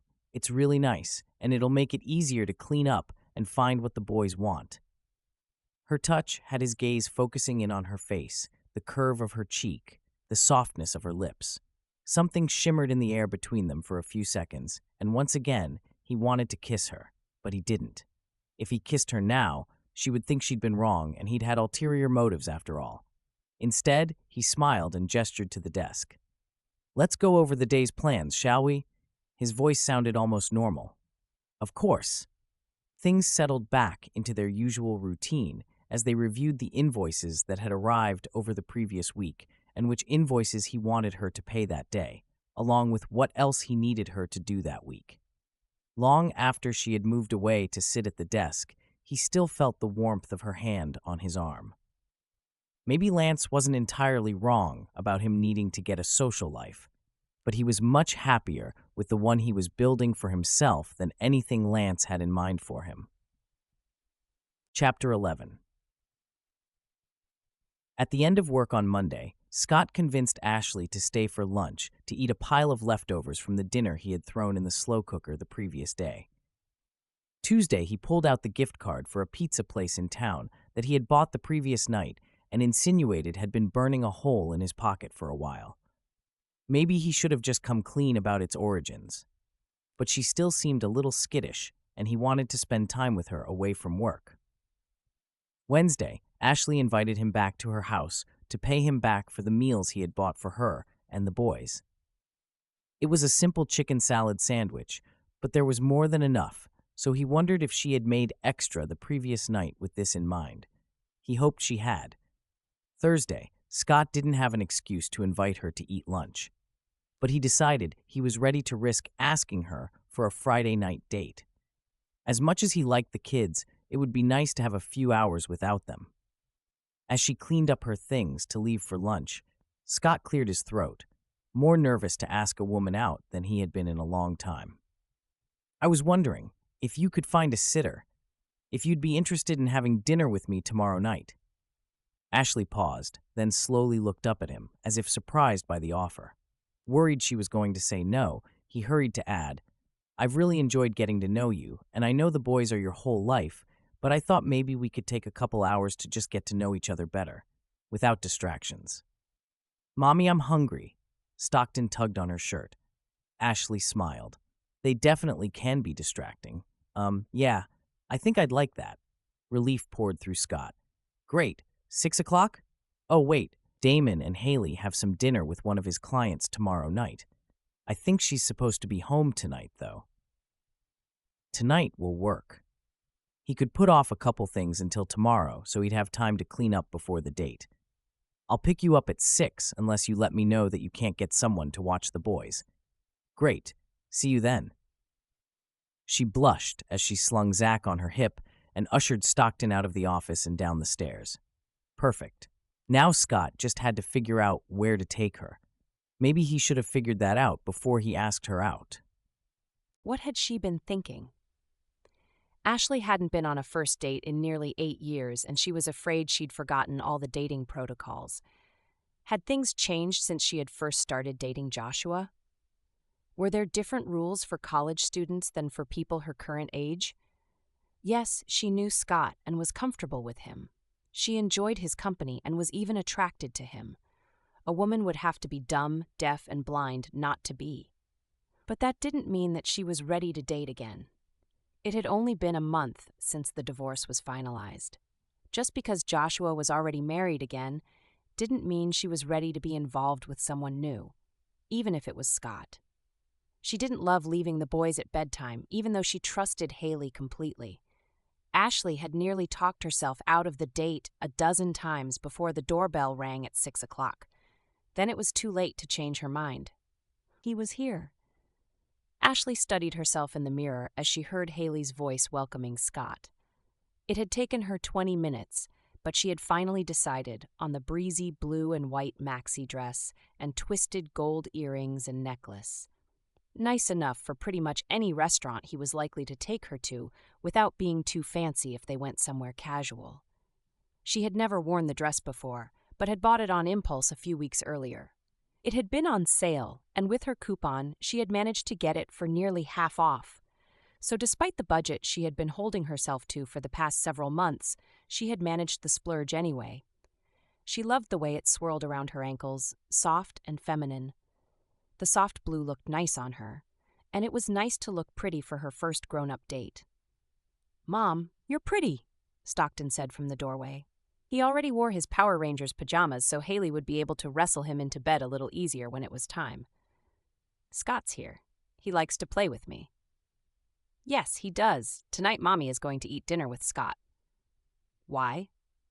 "Because sometimes mommies need to enjoy a dinner without babies throwing their silverware," she mumbled under her breath. She pulled out her lipstick and glided some on, then slid it into the small purse she had packed for the evening. "Haley is going to put you to bed, and I'll be back later." "Tomorrow?" "No, tonight. If you sleep well, then I'll be back way before you wake up." She snatched him up and brought him to her for a kiss, leaving a pink lipstick print on his cheek. Ashley pointed it out to him in the mirror. "And now you have my love on your cheek to remind you that I'll be home soon." "Hey, your date is here." Haley wiggled her brows. "And he looks hot. Does he need air conditioning?" Stockton asked. "Yes, but I'm sure there's some in his car." Haley winked at him and wiggled her brows at Ashley again. "You look pretty incredible yourself. I love those earrings." "Thanks. And thanks again for watching the boys." "No problem. We're just going to practice our fire-eating routine. The time should fly by. Ignore any fire trucks or ambulances that pass your restaurant. They're probably just coming here. Haley pressed a kiss to Ashley's cheek. Thanks. It's such a load off my mind to leave the boys with someone who is so responsible. I live to serve. Ashley had to admit that her sister's teasing had calmed her stomach butterflies a little, until she saw Scott waiting for her at the doorway, cuddling Zach against his chest and talking to him like the boy understood every word. And then we'll come back here, and I'm sure she'll check in on you. He looked up and smiled when he saw Ashley. Wow. Wow yourself. She was almost surprised she could get the words out. He looked fantastic in navy blue dress pants and a lighter but coordinating blue button-up shirt with the top button undone. Scott grinned and held out his hand, palm up. People are going to think we coordinated our clothes. Her heart racing, she slid her hand into his waiting one. We'll tell them we both happen to have superb taste. She leaned up and kissed Zach on the cheek. Bye, baby, I'll see you later. She already kissed me, Stockton told Scott, pointing to the lip print on his cheek, which was a little smeared now. I can see that. I'll take this, Tyke. Have a good time. Haley removed Zach from Scott's arms and waved the two of them out the door. Now that her hand was wrapped in Scott's, Ashley didn't know how to extricate it, or if she should. What if hers got all sweaty and clammy? What if he hadn't meant the move as an invitation to take her hand after all? Had she been too forward to take it? When he opened the front passenger door of his car for her, she was relieved to realize he would have to release her, and as soon as she was settled and the door closed, she rubbed her hand on her dress, as though that would prevent sweatiness from forming later. Scott pulled out of the driveway and turned onto the street.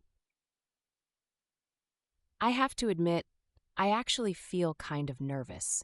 It's probably silly considering how much time we've spent together this week. You're not the only one. I think I pulled out half a dozen outfits before deciding on this one, Ashley admitted, though that number was actually lower than the real one. Admitting she had been anxious was one thing. Looking like a neurotic, crazy woman was another thing entirely. Glad it's not just me.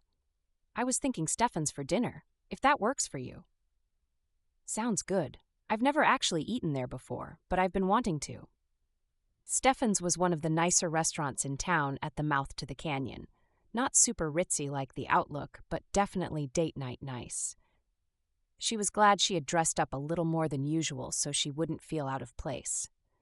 Ashley asked Scott about his afternoon, and they talked about the business and ranch while they crossed town. Stefan's was high enough up in elevation to have a good view of the city, and strings of lights brightened the outdoor tables and garden. It was a little cool yet to eat outdoors, but Ashley imagined it would be charming in a few more weeks when the summer heat built. The outside was all glass and locally quarried rock, a cool gray-brown that had aged beautifully since the building's completion when she had still been a little girl. A maitre d' led them to a table near a window that overlooked the city. 1,000 lights spread out below them while a string quartet played music in the corner. This is lovely. Far more romantic than she had expected for the night, but she wasn't going to complain about being pampered a little. I'm glad you like it. I've only been here once before for my senior prom. I think my date appreciated it more than I did. Ashley chuckled. I'm sure that's true. She was about to mention that Joshua had talked about bringing her once, but decided that was a topic best left alone. When was the last time you got away without the boys for a few hours? Well, Joshua has taken them for a few visits, mostly when he was going to a family function. I always had mixed feelings about that because the house seems so empty when they are gone, even though it was also nice to get a breather to do things on my own. Thankfully, there haven't been any overnight visits yet. She imagined that would change now that Joshua was married and she lived so far away. He would want to keep them for the weekend, though she had no idea what his new wife would think about that and was a little concerned about how she would get along with her sons. Zach's birthday is coming up soon, isn't it?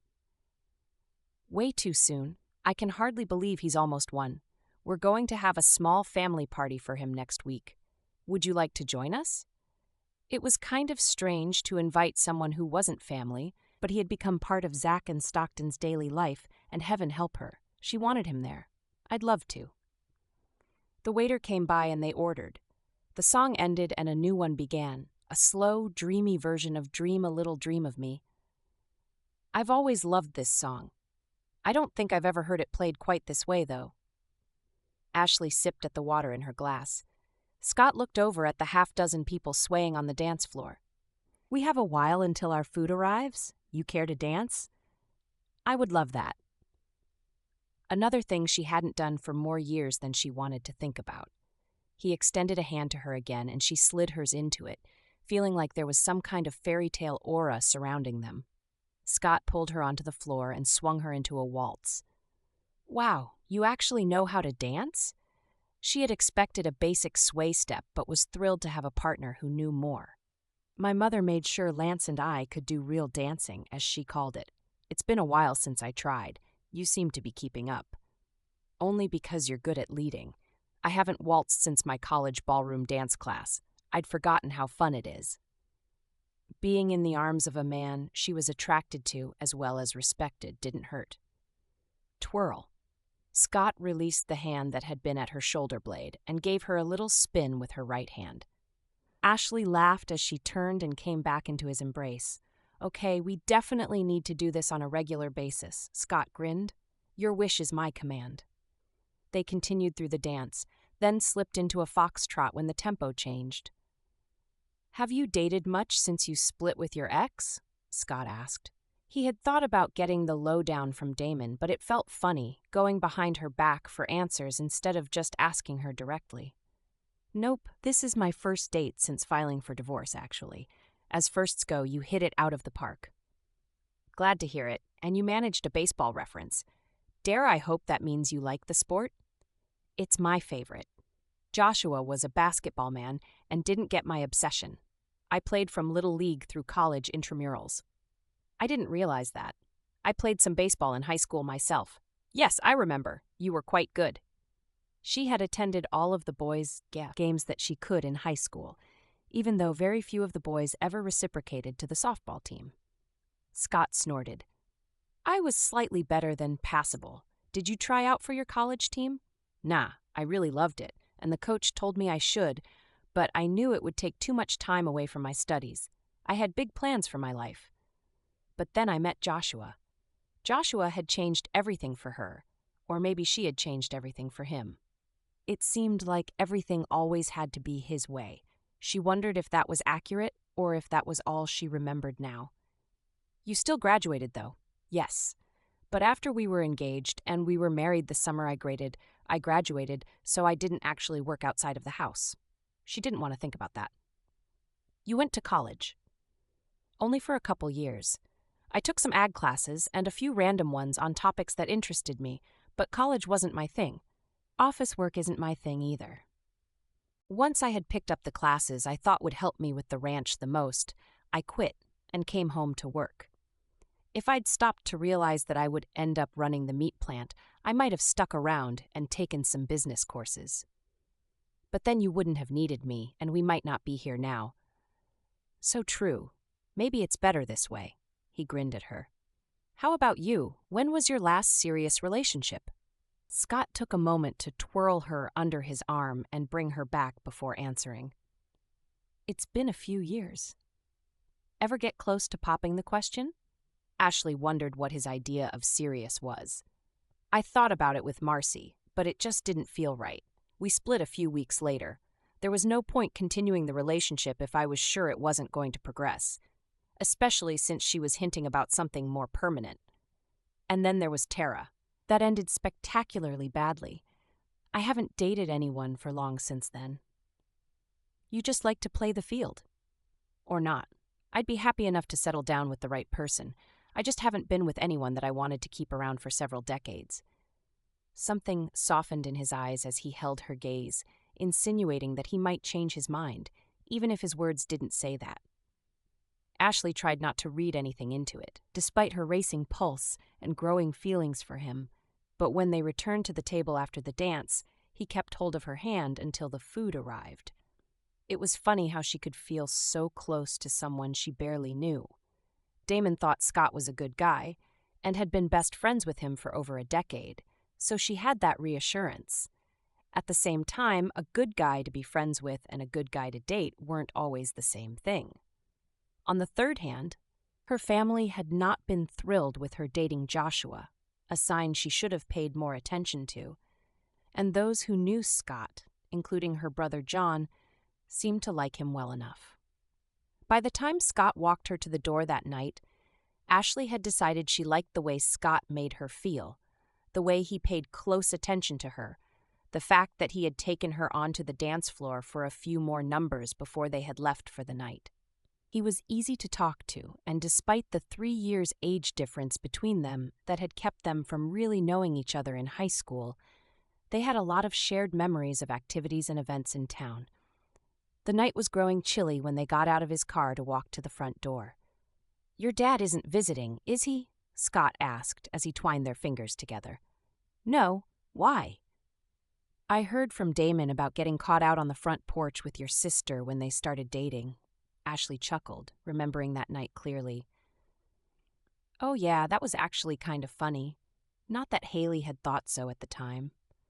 "Good. Then if I try to kiss you goodnight, there won't be anyone to flash the lights at us." Ashley picked up his sidelong glance and felt her face heat. "Not my dad, but I won't promise that Haley will restrain herself if she realizes we're here."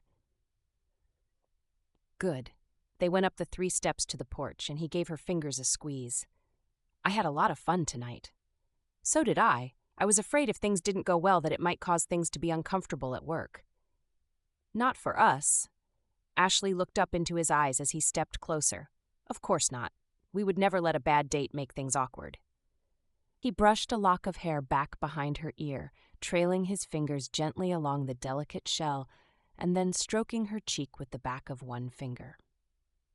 Chills shot down the side of her neck, and she had to swallow as his finger came below her chin and lifted it slightly for a better angle. "It's been a long time for me." She smelled the scent of lilacs from a nearby bush and his spicy cologne on the soft, cool breeze. His face grew closer. "I'm pretty sure you haven't forgotten how." He hovered just for a moment, giving her time to pull back before their lips met. Ashley wasn't sure if it was him or herself who had finally crossed that distance, but once his lips pressed against hers, her free hand came up to hook around his neck, pulling him closer. It seemed like a lifetime since she had experienced a first kiss, and as great as that previous one had seemed at the time, this was better. Maybe it was the taste of chocolate on Scott's lips left from dessert. Maybe it was the sweet smells from blooming flowers. Or maybe, just maybe, it was the man, so much stronger and kinder than Joshua had been, so different from him in every way. The kiss stretched for another minute or 10 before Ashley stepped back out of self-preservation. "Lunch tomorrow?" Scott asked when they were separated by a few inches. "Definitely." He pressed one more brief kiss to her lips before shifting back so she could get to the door. "See you in the morning." "You too." Ashley reached for the door handle as he went down the front steps. "Oh, and Ashley?" "Yeah?" She glanced over her shoulder to see him walking backward, watching her. "I had a great time." "Me too." She watched him for a few more seconds before pushing the door open. "Good thing you came in on your own. I thought I might have to flash the light." Haley waited for her just inside the door, wearing a knowing grin. Deciding nothing was going to ruin her night, Ashley floated on past her toward her room. He's a perfect gentleman. He was pretty darn near perfect all the way around. She had needed someone to reinforce her belief that not all guys were jerks like Joshua. Scott Alexander most definitely fit the bill. Chapter 12.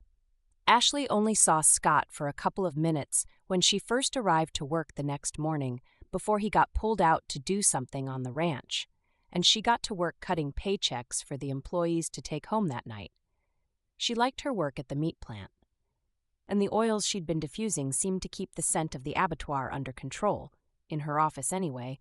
Plus, they mellowed out the boys enough that there was less fighting than usual. Or maybe she was just getting extra lucky on the behavior front today. She stacked the checks for Scott to review and sign, then turned to the online orders that had come in since closing the previous night. The phone rang, and she picked it up, squeezing it between her shoulder and ear while she sent the order to the printer. Alexander Meets. How can I help you? Hi, is Scott around? A female voice asked. No, he's out working on the ranch today. Can I take a message? Ashley reached for the message book. Yes, I'm Shauna. I'm going to be running a little late for our date tonight. Can you tell him to pick me up at 6:15 instead of 6? Ashley stilled with only the woman's name written down. You have a date with Scott tonight at 6? Surely she had heard that wrong. Maybe the call was supposed to be for Lance, except hadn't Scott mentioned that Lance had a steady girlfriend now? Why would Lance's steady girlfriend leave him a message at the business instead of calling his cell phone? Yes, but I need him to come 15 minutes later. He can call if that's a problem. The woman rattled off her phone number and numbly, Ashley wrote it down. Thanks, the woman's bright voice said before she hung up. Ashley finished the rest of the message and set the notepad to the side. So Scott was playing the field. No wonder he hadn't had a steady girlfriend in a few years if he had to date more than one woman at a time. That could get a little sticky. Fury that she had let herself be duped, again, by someone who couldn't settle for only one woman, Ashley finished the remaining orders and then gathered up her things. If she was fast, maybe she could get out of there before he arrived to do whatever he had planned for lunch. She could still work with him. She told herself she could and would. She just needed a little time to accept that he wasn't the man she had hoped. As tears pricked her eyes, she wondered why she couldn't find a man who thought that she was enough. Joshua had told her as much. She should have known better. But Scott, of all the nerve. Pretending last night like she was the one he was really interested in, instead of being honest. How could Haley have encouraged their relationship?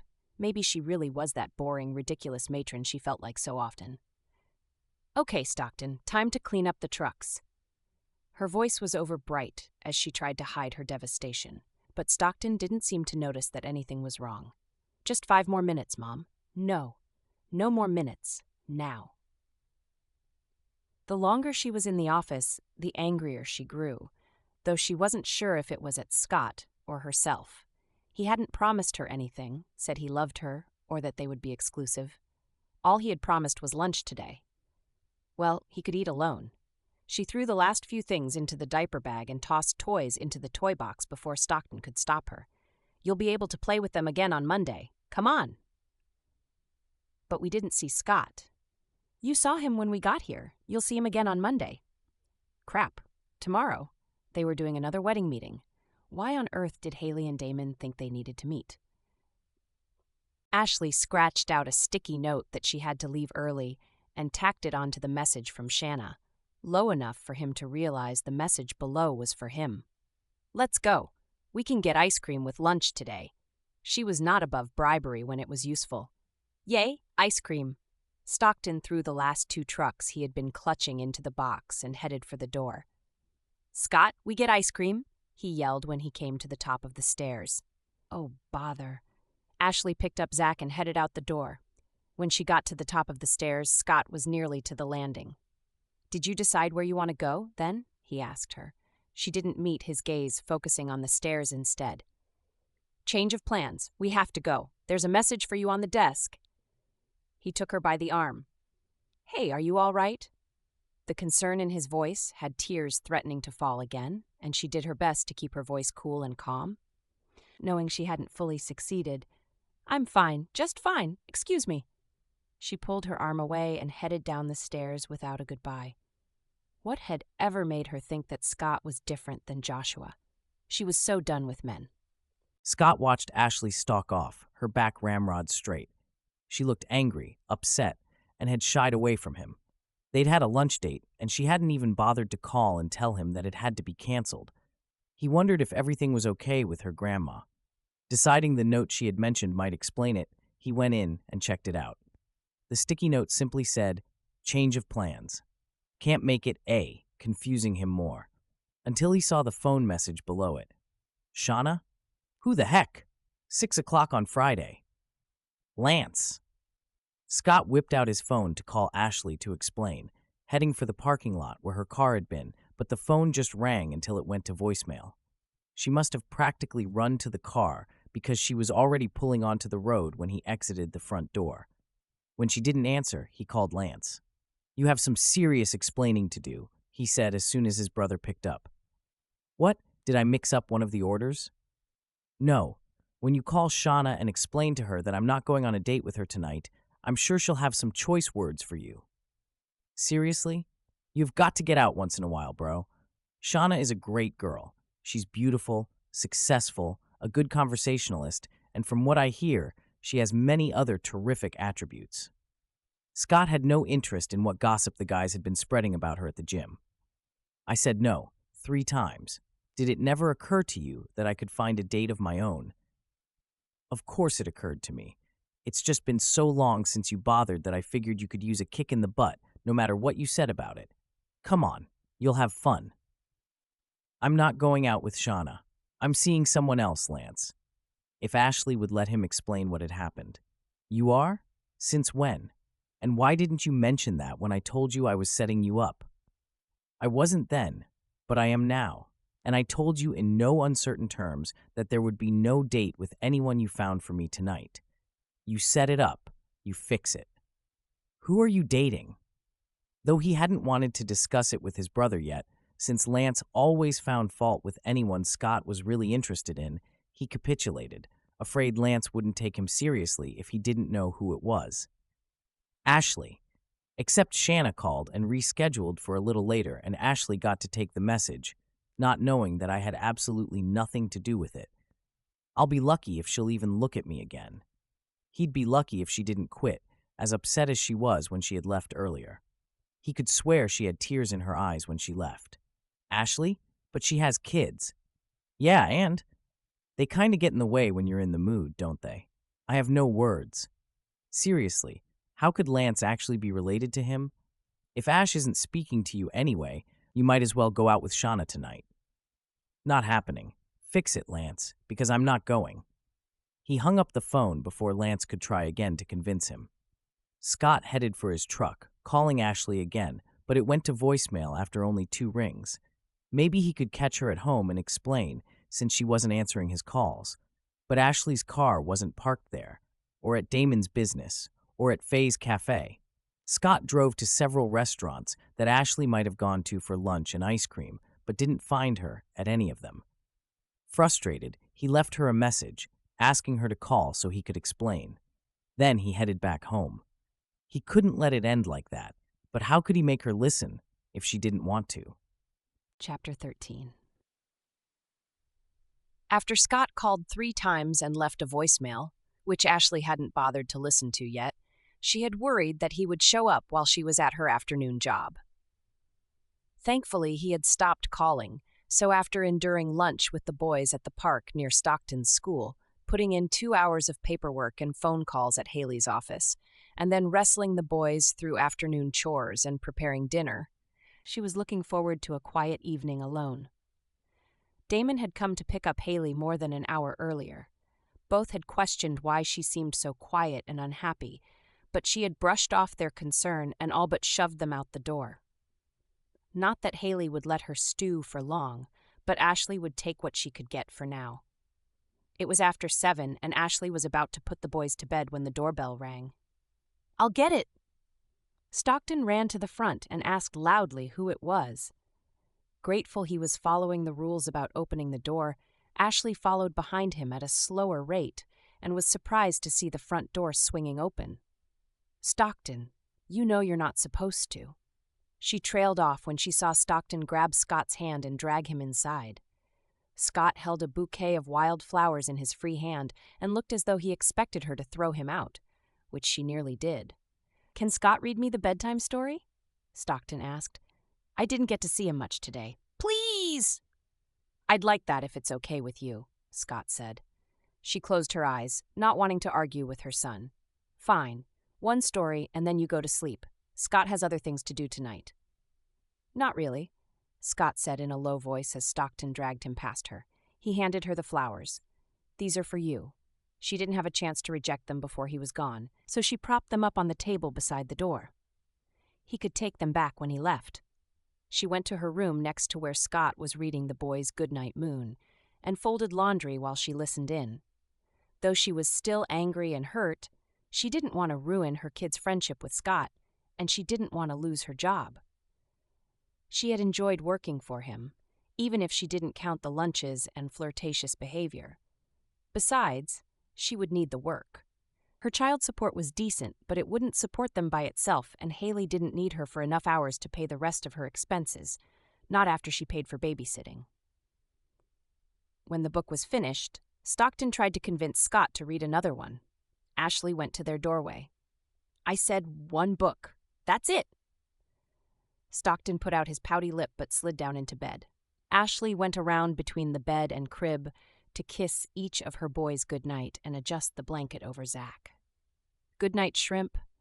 Goodnight, Z-Man. See you later." Scott waved to both of them and stepped out of the room. "Love you. Have a good night." She blew kisses to both boys and partially closed the door behind her. Scott was waiting in the hall, and she gestured back toward the door. Once they were at the entryway again, Ashley crossed her arms over her chest. "Your date ended awfully early. Get sick of her already?" Scott hooked his thumbs in his back pockets. "I didn't go. I didn't even set a date for tonight." "Funny, Shauna didn't seem to agree with that. Was it supposed to be for tomorrow night?" Ashley picked up the flowers and shoved them back at him. He refused to take them. "I don't need your pathetic apologies. I know I'm not anything special, but that doesn't mean that I deserve to be two-timed. Trust me when I say that I've had more than enough of that for one lifetime.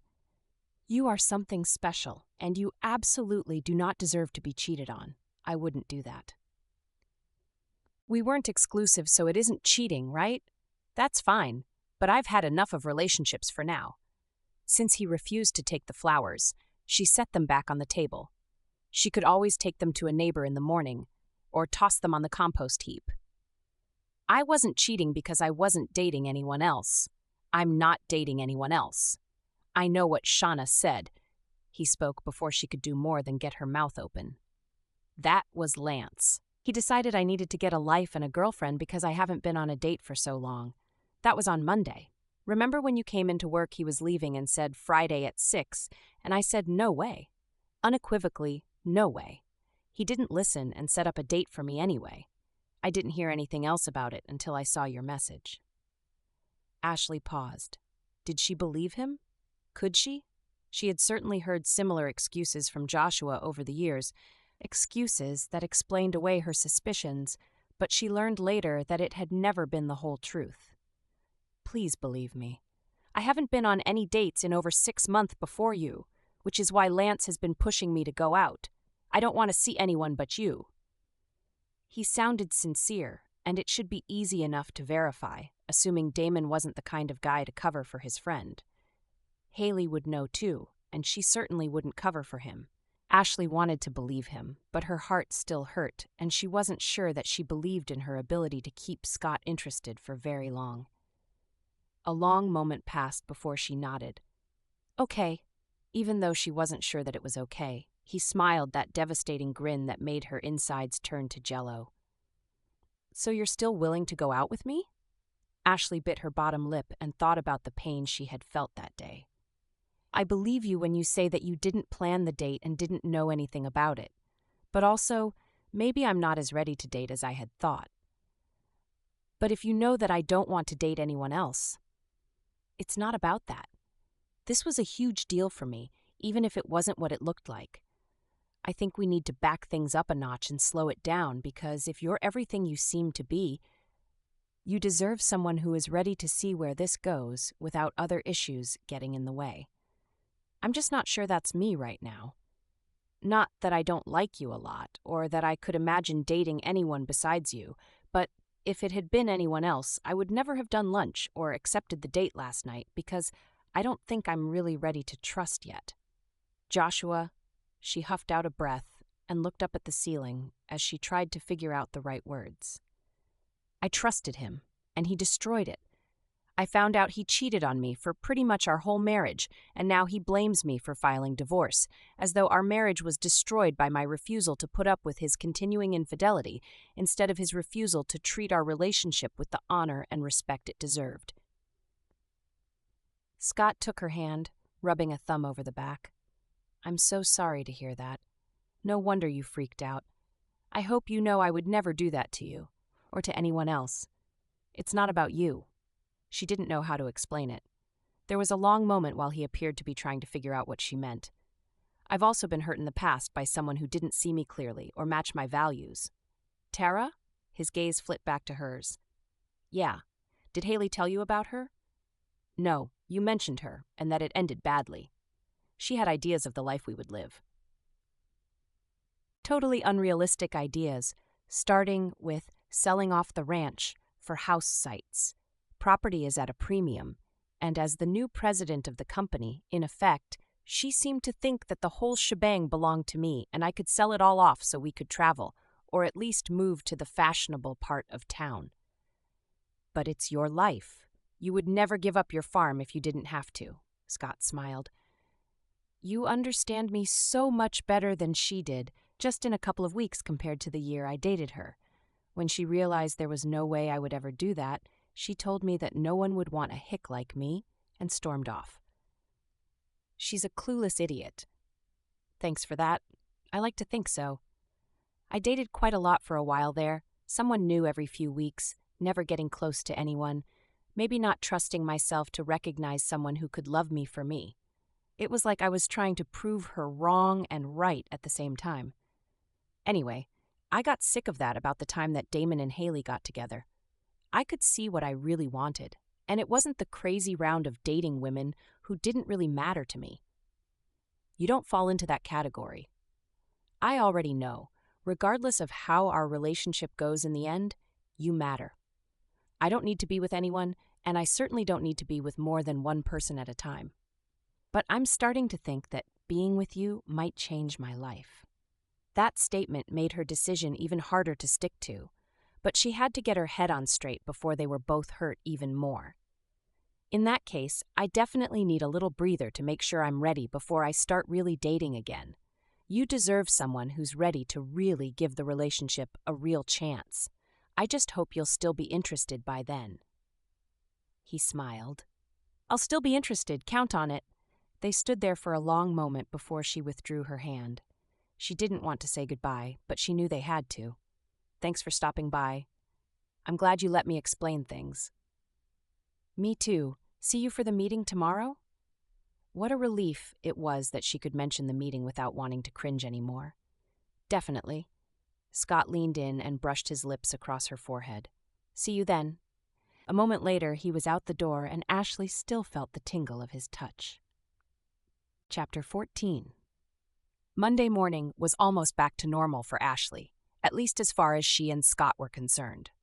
Their talk Friday night and their Saturday afternoon wedding meeting had gone a long way toward easing the tension she had felt when she answered the phone call from Shauna. On the other hand, it made her even more aware of how unprepared she was for a new relationship.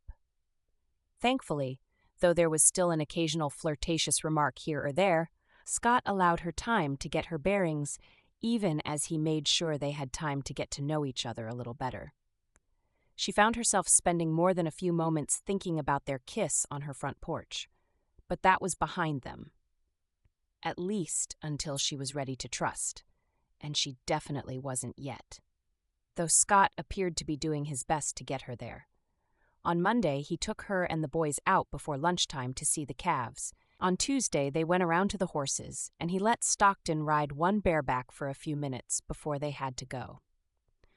On Wednesday, the company hosted the annual employee lunch, celebrating the anniversary of the day they opened 29 years earlier, and he made sure to get a seat next to Stockton across from her. On Thursday, Scott brought in a large sheet of plastic and some shaving cream for the boys to finger paint with on the floor, while Ashley worked. On Friday, Zach was fussy, and Stockton wouldn't settle down. Scott must have been working in the plant because after an hour he came upstairs and offered to walk the boys around to see the chickens and ducks again. Ashley was hesitant at first, but both boys seemed anxious to go, and she felt bad that they had been forced to spend so much time with her at work lately. "You're sure?" she asked. "Of course. I finished processing the paperwork on that last batch of cows. They've got it under control down there, and you need a little peace if you're going to get things finished here. Besides, you'll be tearing your hair out over the birthday party tonight anyway, so a little peace this morning would probably be helpful." He was right, but she still felt guilty. "You aren't paying me so you can babysit my boys." Scott walked over and put one hand on each of the armrests of her chair, bringing his face within 18 inches of hers. "I like spending time with your boys, and I could use a break. Please let me do this for you." She stared up into his dark eyes, and everything inside her softened at the sincerity she saw there. How could she say no when he was doing something nice for her? "Thank you. Don't hesitate to bring them back if they get too naughty." "Is that even possible?" He leaned forward to brush his lips over her forehead, then stood straight. "I'll bring them back alive, I promise." "That's a pretty high bar you're setting for yourself, and unbelievably reassuring." "Well, I'd say that no one will get hurt, but you know how it is when men get together. We laugh in the face of danger. We may even look in on the hen that's sitting on a mess of eggs that should be hatching any time. I swear they can wound with a glare at 10 paces. Well, as long as all injures are obtained in the pursuit of manly activities."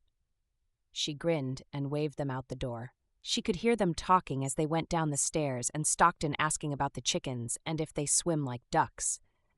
There was a small ache in her heart as she wished that their own father was as interested in spending time with them as Scott was. Or was Scott just trying to get on her good side so she would date him again? She wasn't sure, but she decided to take him at face value. For now, at least. Chapter 15. When Stockton had turned 1, Joshua had made it into a huge event, published on Facebook and with everyone in just the right clothes. Ashley had always figured that was because it was good for business, projecting the image of the family man at home in his castle. She had detested the way he had dictated the party plans to her, something he did every time they had entertained. For Zach, Ashley still wanted to make a big deal about it, but in a smaller way.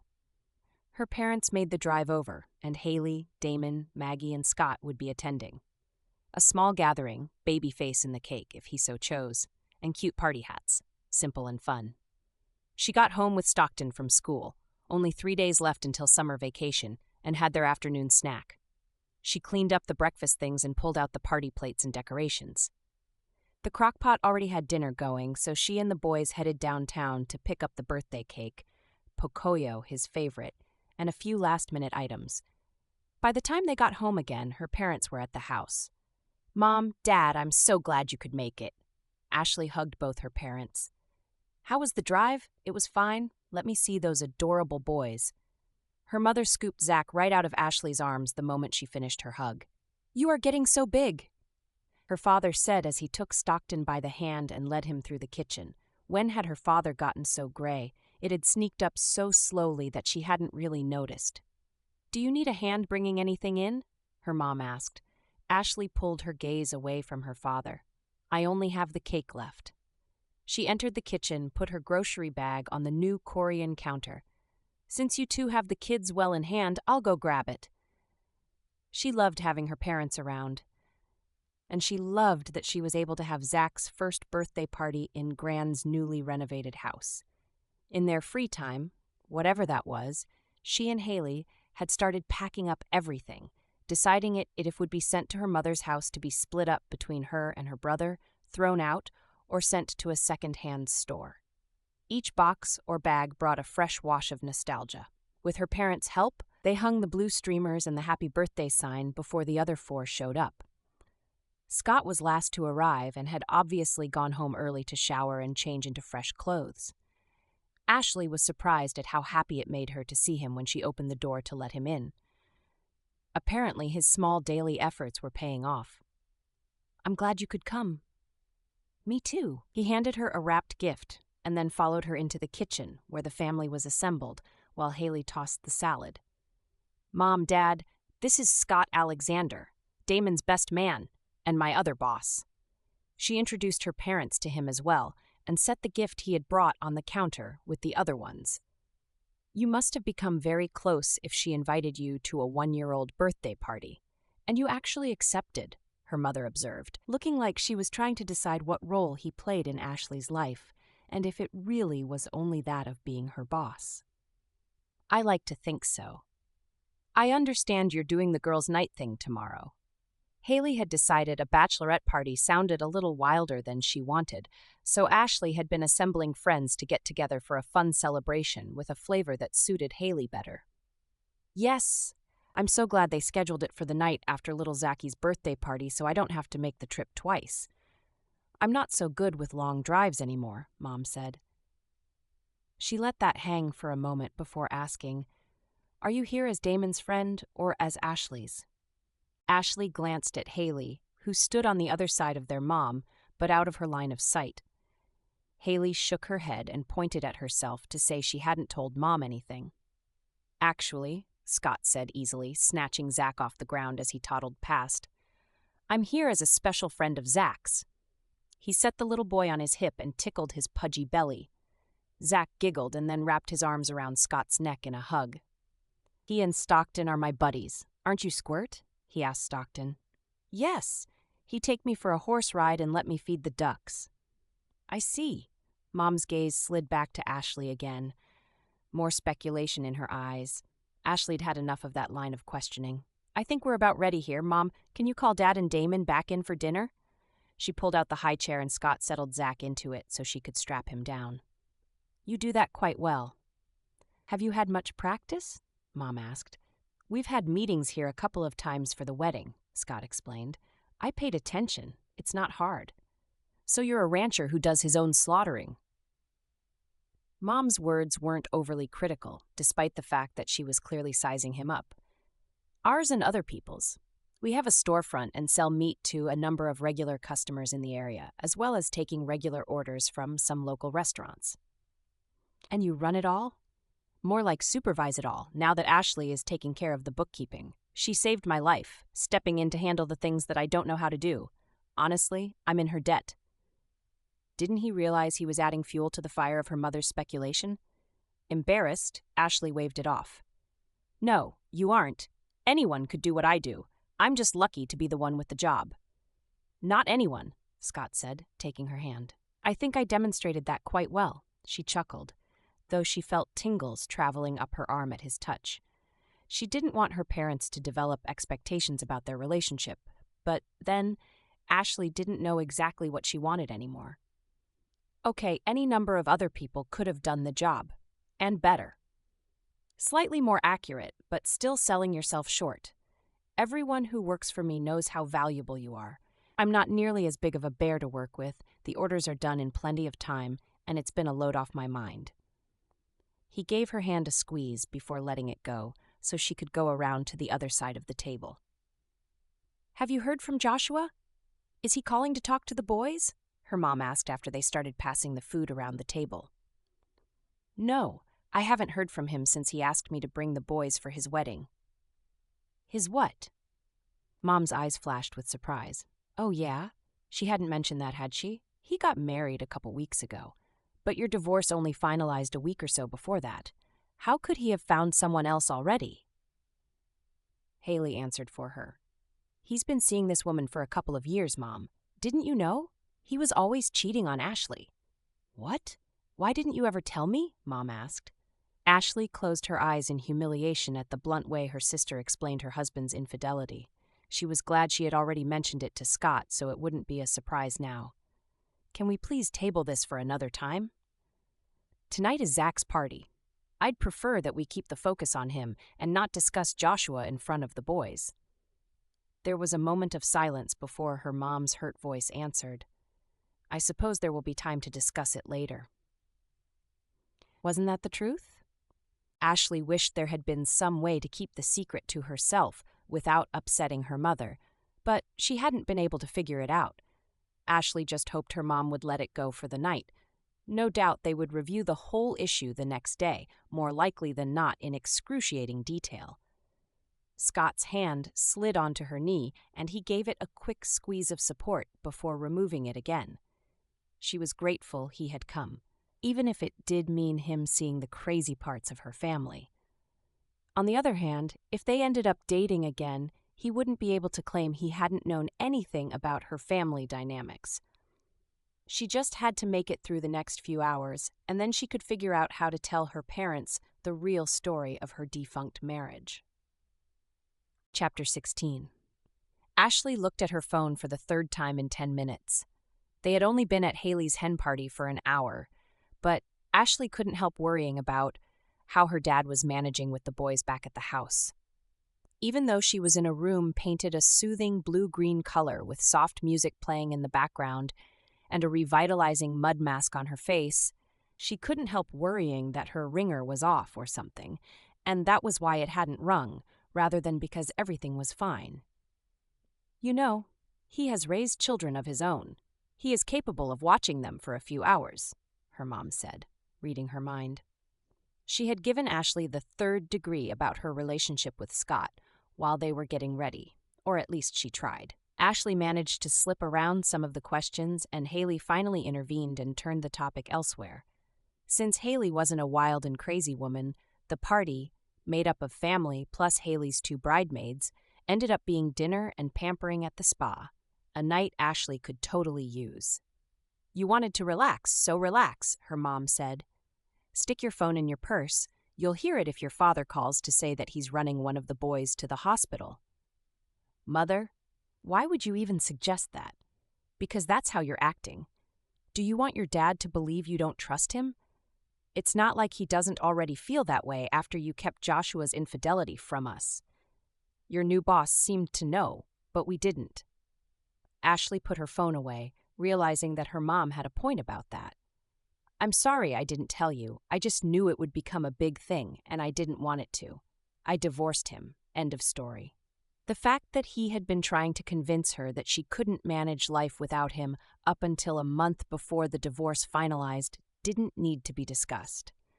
Hashing over that would just tie her up in more knots, and she was here getting her nails done and a facial to relax. Excuse me for being concerned about one of my children. Apparently, I was supposed to stop worrying about you the moment you moved out on your own. Mom, please. Haley intervened from the other side of Ashley. Can we let this go until another day? This is supposed to be a relaxing experience. Sorry, putting it away now. Mom settled back into her chair as the cosmetologist began spreading some kind of mud on her face. So tell me about Scott. Ashley wanted to groan aloud. Instead, she turned to Haley with a look of utter desperation. The 2 bridesmaids, Haley's college roommates, chuckled on the other side, apparently entertained by Ashley's discomfort, though not in a malicious way. Mom, you know about Scott. His family has lived here forever, Haley said. Yes, but he wasn't dating my daughter then, or whatever you want to call your relationship. We're friends. Ashley was tempted to ask to be moved to another room, except that would be a little dramatic, and if she wouldn't let Haley get away with walking out in an uncomfortable conversation the previous fall, she probably ought to just get through this one so they could hopefully put it behind them. He doesn't look at you like a friend would. Okay, so we're good friends. I work for him, and sometimes we spend free time together. But I've only been divorced for a few weeks. It's not like I'm looking for anything now. I don't have to have a man to be happy. That was something she had been determined to prove when she moved to Echo Ridge, and meeting Scott wasn't going to change her determination. Of course you don't have to. You're a strong, responsible, talented woman with adorable children. You could totally do it all on your own. On the other hand, a guy, when he's actually the right guy, can be a really nice bonus in your life, I should know. Happily married, 32 years. It's not like you and Dad didn't have problems too, Ashley said. Of course we had problems, and arguments, and annoyances. We're human, aren't we? Being successfully married doesn't mean that everything is sunshine and roses all the time. It means that you both want to make it work, and that you're both willing to work it out. If Joshua had slipped once, came to you honestly, and did everything he could to make up for it, then it might have been worth staying. But someone who is a serial cheater doesn't deserve to stay around. Just make sure that you know a few more things about the next guy, whether it's this Scott guy or not. Scott definitely hasn't been playing the field. He hardly dates at all. Haley said, I'd know if he'd been seeing a lot of women. So tell us about Scott. Are you two dating? One of the other women, Britta, asked. Ashley gave up and decided it was time to come clean. Maybe after she talked it through, she would be able to figure out what she really wanted. We went out once, and we've spent time together in my off hours with the boys. They're 1 and 4, she added for their benefit, since they didn't know her personally. He's good with your kids? Excellent, actually. And he's sweet, thoughtful, not loud and boisterous, more steady and kind. Someone you can depend on. Oh, he hates office work. Seriously, that's why I'm working for him now, so he can get out and be active in other parts of the business for most of the day. He's utterly hopeless at bookkeeping and not exactly the king of filing either. I've spent many hours straightening out his system and putting it in order. Doesn't sound like someone who should be running a business, Britta said. He'd be the first person to admit that, but really he had great ideas for promoting the business in the community and adding some new products to their lineup. It's not that he's not savvy, he just isn't a numbers guy. That's fine. If he were, I wouldn't have that job. How good of a kisser is he? The other woman, Kara, asked. Ashley thought of their one kiss and sighed. So good. Seriously, so good. We have great chemistry, and his biceps. Wow. That's what you get for hauling around hay bales and crates of meat all day. I'm just afraid I'm jumping into the relationship too soon, and that I'm not ready. Joshua did a real number on you, her mom muttered. Yep, but it'll be fine. I'm strong. It still hurt, though, the knowledge that she hadn't been enough to keep things together, that she couldn't keep his interest, and that she had chosen so badly to begin with. She hadn't been used to failure, and she hadn't expected to fail at marriage no matter what the national average was. I know you are, honey. You've always been resourceful and gotten what you need. It may be fast, but it sounds like maybe Scott is what you need. You know, if you needed a man at all. Ashley smiled. She may not need a man, but she wanted Scott. He was kind, generous, sweet, thoughtful. Still, a little more time to be sure she was ready to get serious with someone else was in order. She wasn't a young co-ed anymore. She had the boys to think about, and she wasn't as ready to jump into the darkness and hope someone caught her as she had once been. Though if she did decide to jump, she definitely wanted Scott to be the one to catch her. The conversation changed to Kara's upcoming wedding. Britta talked about her boyfriend and how she hoped to get a ring by the end of the summer. It seemed everyone was in love but Ashley, or maybe not. It did bear considering. Chapter 17. Over the next week, Ashley thought about the discussion they'd had at the spa. School got out, and she let Maggie babysit both boys on Thursday and Friday afternoon for a couple of hours, which made working for Haley and Damon go much smoother. Maggie did great with the boys, which was a big relief. Joshua called on Thursday and canceled his visit with the boys that weekend, citing his busy schedule, which didn't surprise Ashley as much as she thought it should. Packing Gran's house got pushed aside as Ashley and Haley spent all of their free time working on table decorations and wedding favors. Despite the things her mother had said to mortify Ashley during Zach's birthday dinner, Scott was still spending extra time with her and the boys every day after work. She was starting to think things with Scott might work out after all. She was up to her elbows in bright silk gerbera daisies on Tuesday night when Ashley's cell phone rang. She didn't need to glance at the screen since Haley had recently switched the ringtone for Joshua to Highway to Hell. She was torn between amusement and feeling like she should be a tad more respectful of her son's father, but she hadn't changed it yet. I keep hoping he'll forget your number and just stop calling, Haley said. Part of me wishes that too. Ashley took the call, though that never boded well. Hello? Hey, Ashley, I was hoping that we could adjust our visitation schedule. It looks like next weekend won't work for Jessica and I either. Her daughter will be at her dad's place for 3 days, and we need to take a weekend trip to Cabo. Ashley did not want to hear about Joshua's trips, especially since he had been promising to take her to Cabo for 3 years, but never quite got around to it. That's too bad. One of these times you'll have to make sure you schedule time to actually see your sons. I was thinking about that. I'm wide open this weekend. Jessica could pick them up Friday afternoon. Then you could come back for them, say Saturday. First, it's Haley's wedding on Saturday, and Stockton is the ring bearer, so the boys aren't going anywhere. If you want to arrange a trade for 2 weekends after, I'll check my schedule. The thought of Jessica picking them up, when she didn't know the woman and the boys barely met her at the wedding, angered her.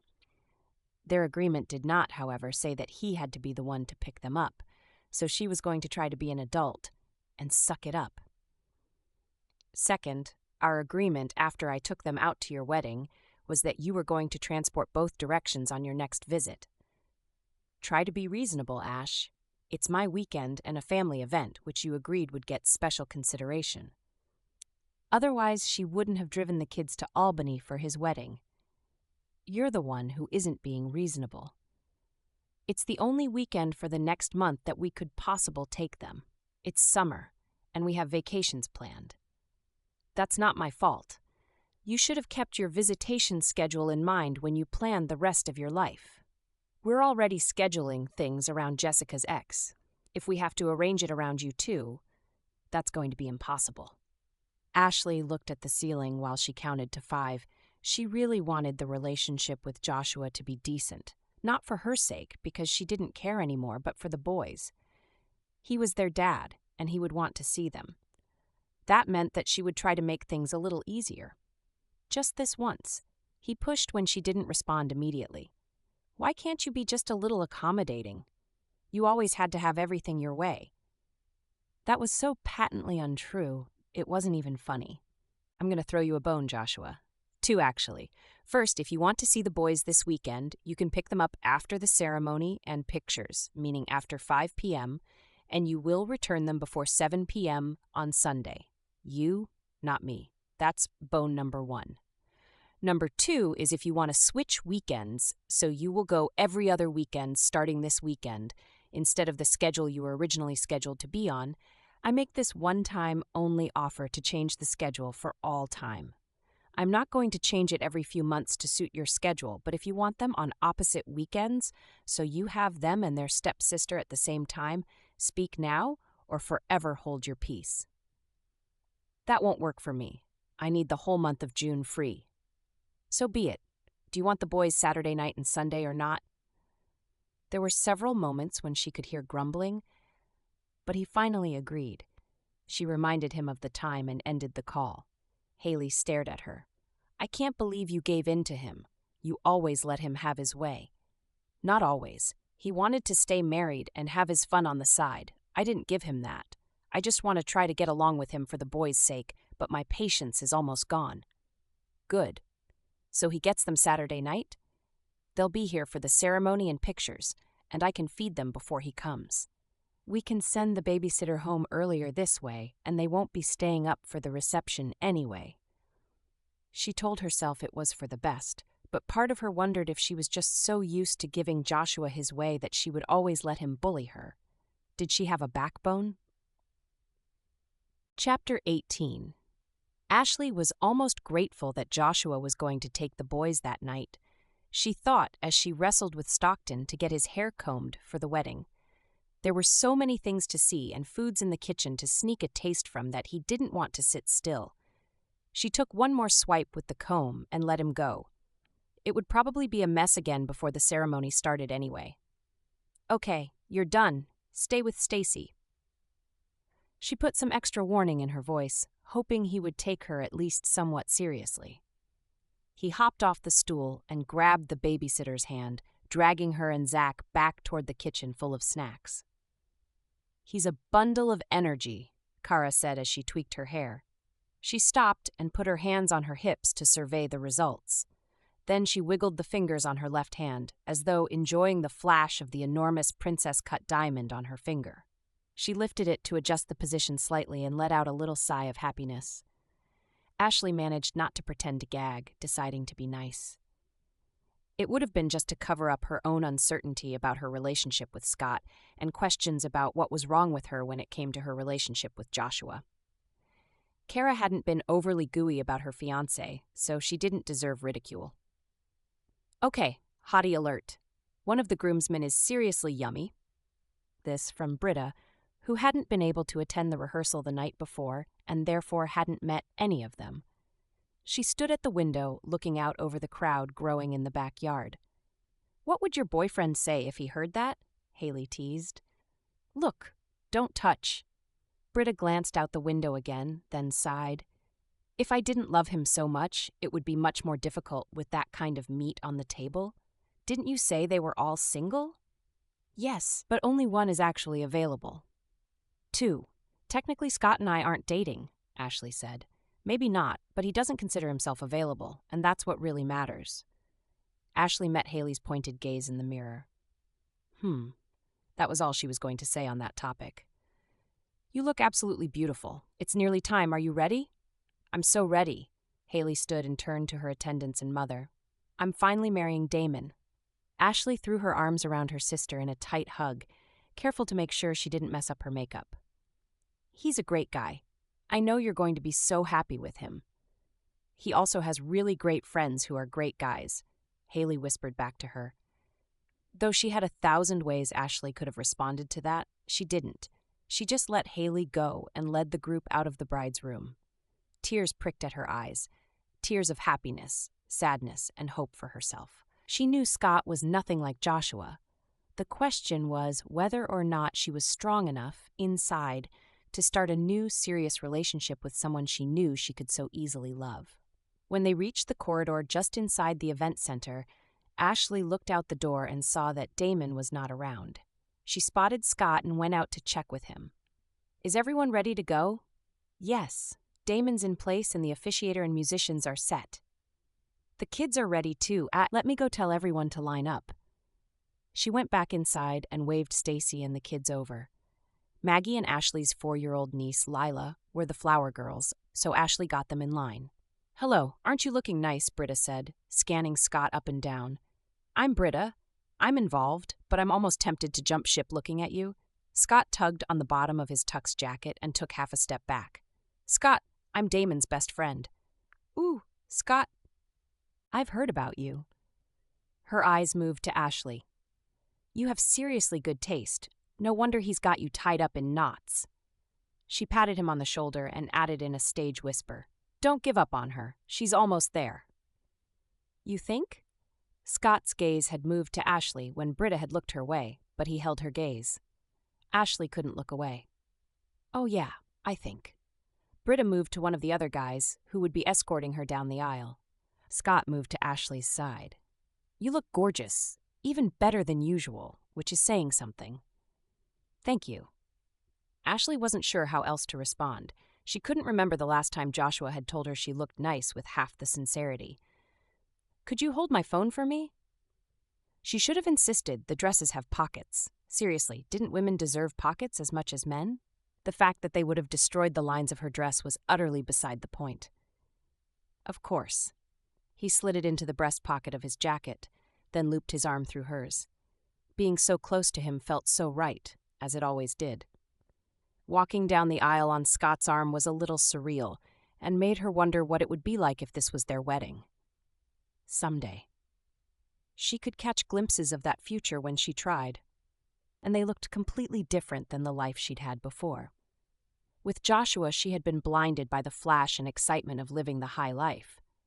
She had loved Joshua, but she wondered now if she would have fallen so hard and so blindly if it weren't for the uptown sheen he wore so well, and that she, as the youngest, least smart, least good-looking sibling, had been so desperate for. Scott didn't have that outer shell that hid what he really was inside.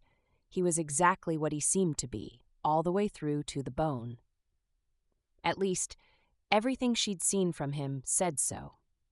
There had been little cracks in Joshua's armor that should have warned her he wasn't what she thought, but she hadn't seen a hint of that from Scott.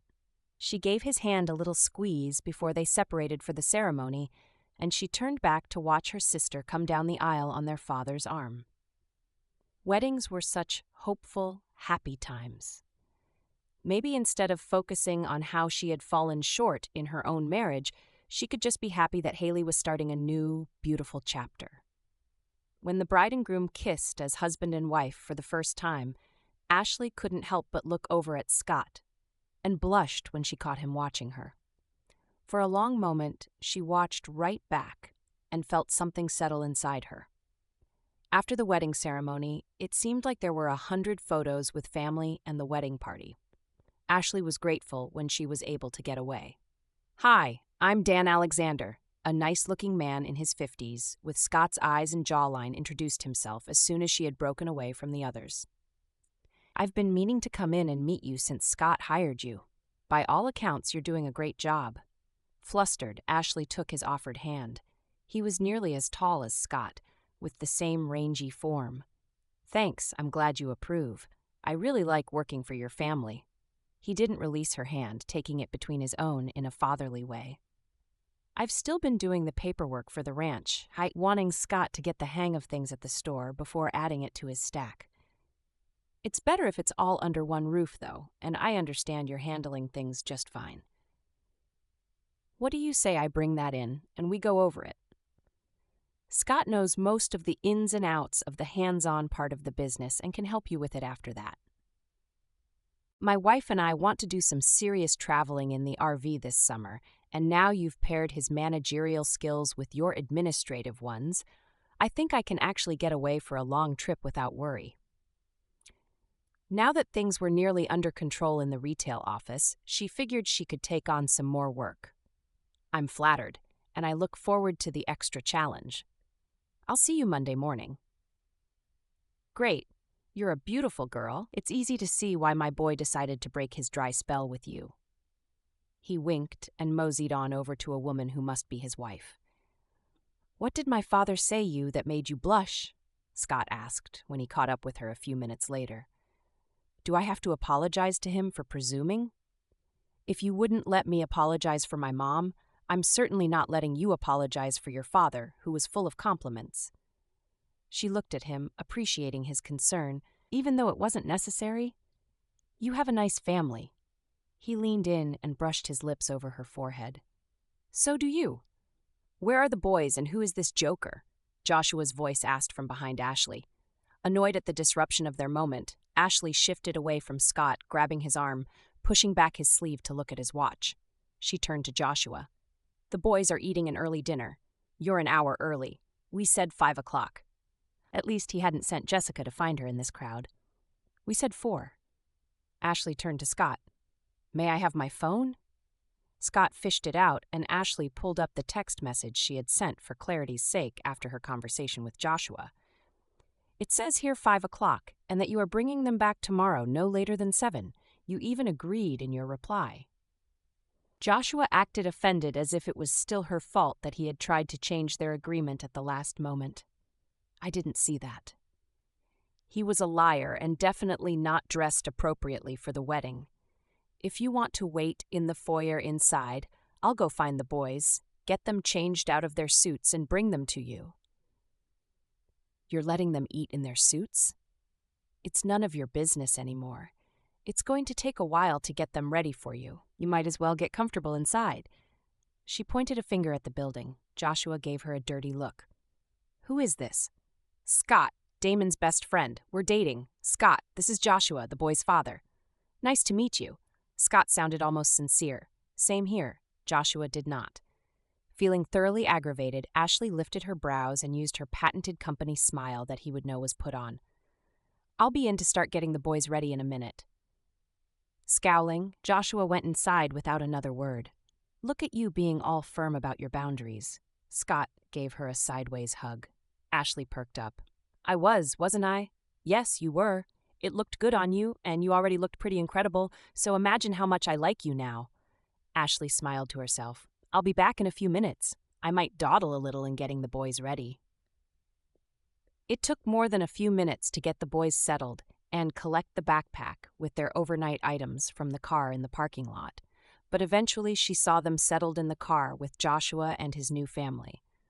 Only about 15 minutes before the scheduled time for him to pick them up. She didn't feel bad about the 45-minute wait, except in behalf of the stepdaughter. She would miss the boys while they were gone, but since she had the time alone, she planned to put it to good use. Ashley went back inside and found that most everyone was seated at their dinner spots now. She crossed the room to take the spot beside Scott. When Scott stood to give his toast, she was already on the verge of tears from giving her own a moment earlier. "Damon and Haley, I saw you two fall in love in high school, and I got to watch it happen again last fall. I've rarely seen a couple so in sync with each other. Being married, or so I'm told, is a lot of work, faith, prayers, and forgiveness. Both of you have these qualities in abundance, so I know you'll make it all the way." Ashley had to wipe back a tear. He was right. You got out of a relationship what you put into it, but only if you were both putting effort into it. So far, Scott had shown that he was willing to put plenty into their relationship, so why was she running? It could not have been more obvious today that Scott and Joshua were completely different people. She couldn't wait to talk to him privately. After the new bride and groom had shared their first dance, Scott whirled Ashley onto the dance floor. It was a little easier this time around. "I realized something tonight," Ashley told him, "that I'm the most devastatingly handsome rancher you've ever met." "Of course, but that wasn't it." "That your ex is a jerk who never deserved you to begin with?" "Goes without saying." He twirled her around and pulled her back into his arms. "That you can't possibly live without me?"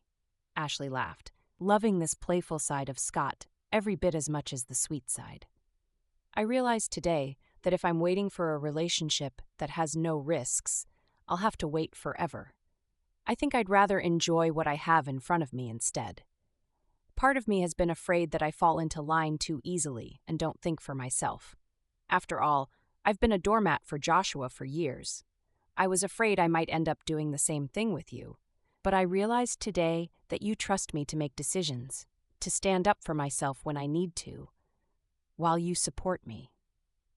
You aren't like Joshua at all, and I don't need to worry about you trying to take over and push me to do every little thing your way. I can trust you, and that's something I needed more than I realized."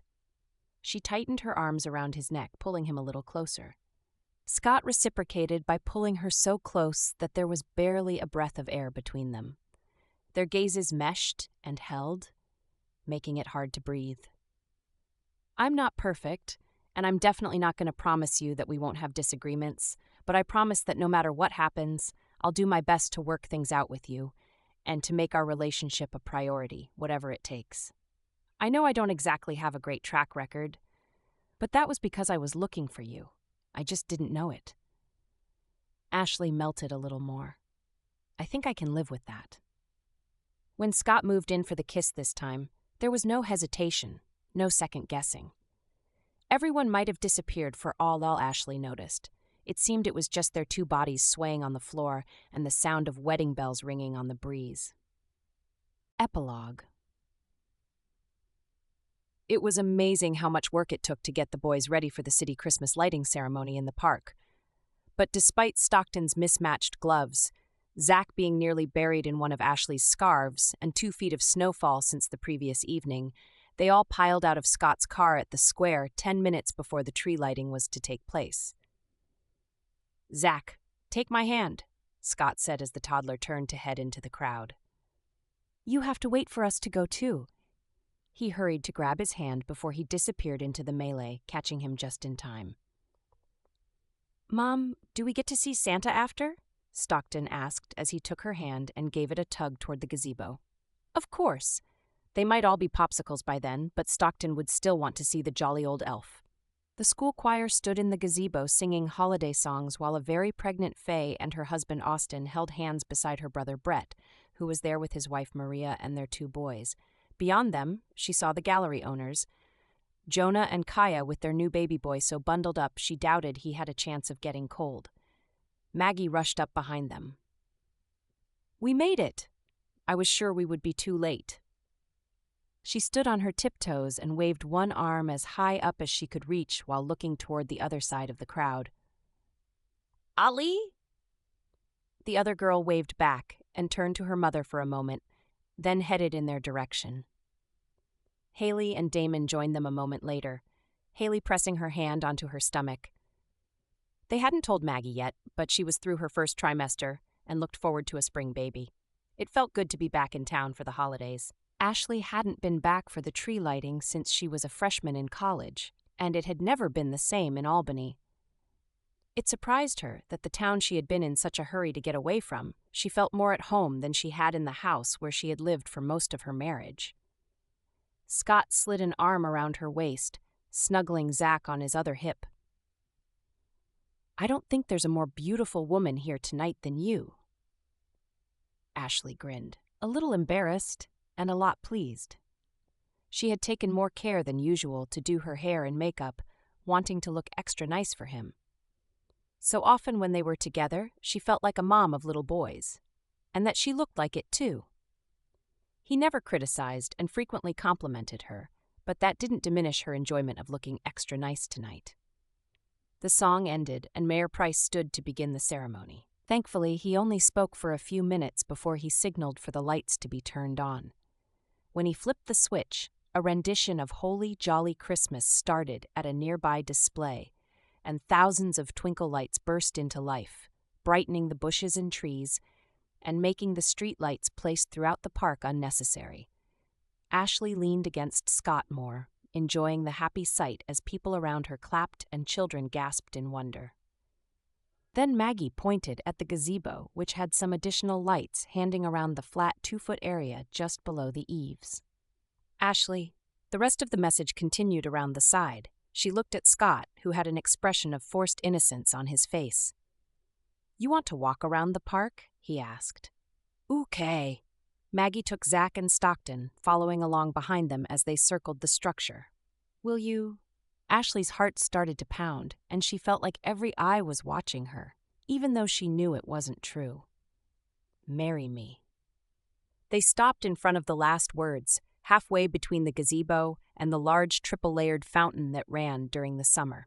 Ashley turned slowly to face Scott, who pulled away enough to get down on one knee in front of the whole crowd. She had been waiting and wondering when he would propose for over a month now, but she hadn't thought for a second that it might be tonight, especially not in front of everyone. "Ashley, the past 7 months with you in my life have been better than I ever could have imagined. My life is so much fuller and richer with you in it, not to mention a heck of a lot more fun. I love you. Will you marry me and make my life complete?" He held out a black velvet ring box boasting a respectably sized round solitaire. Stockton stepped next to Scott and asked him, "Will you marry us too?" Scott grinned. "Of course, you're a package deal." He looked back at Ashley, who couldn't talk. Her throat had closed off as soon as she saw the whole message, emotion thick in her throat. Despite her surprise, the place and time were so perfect.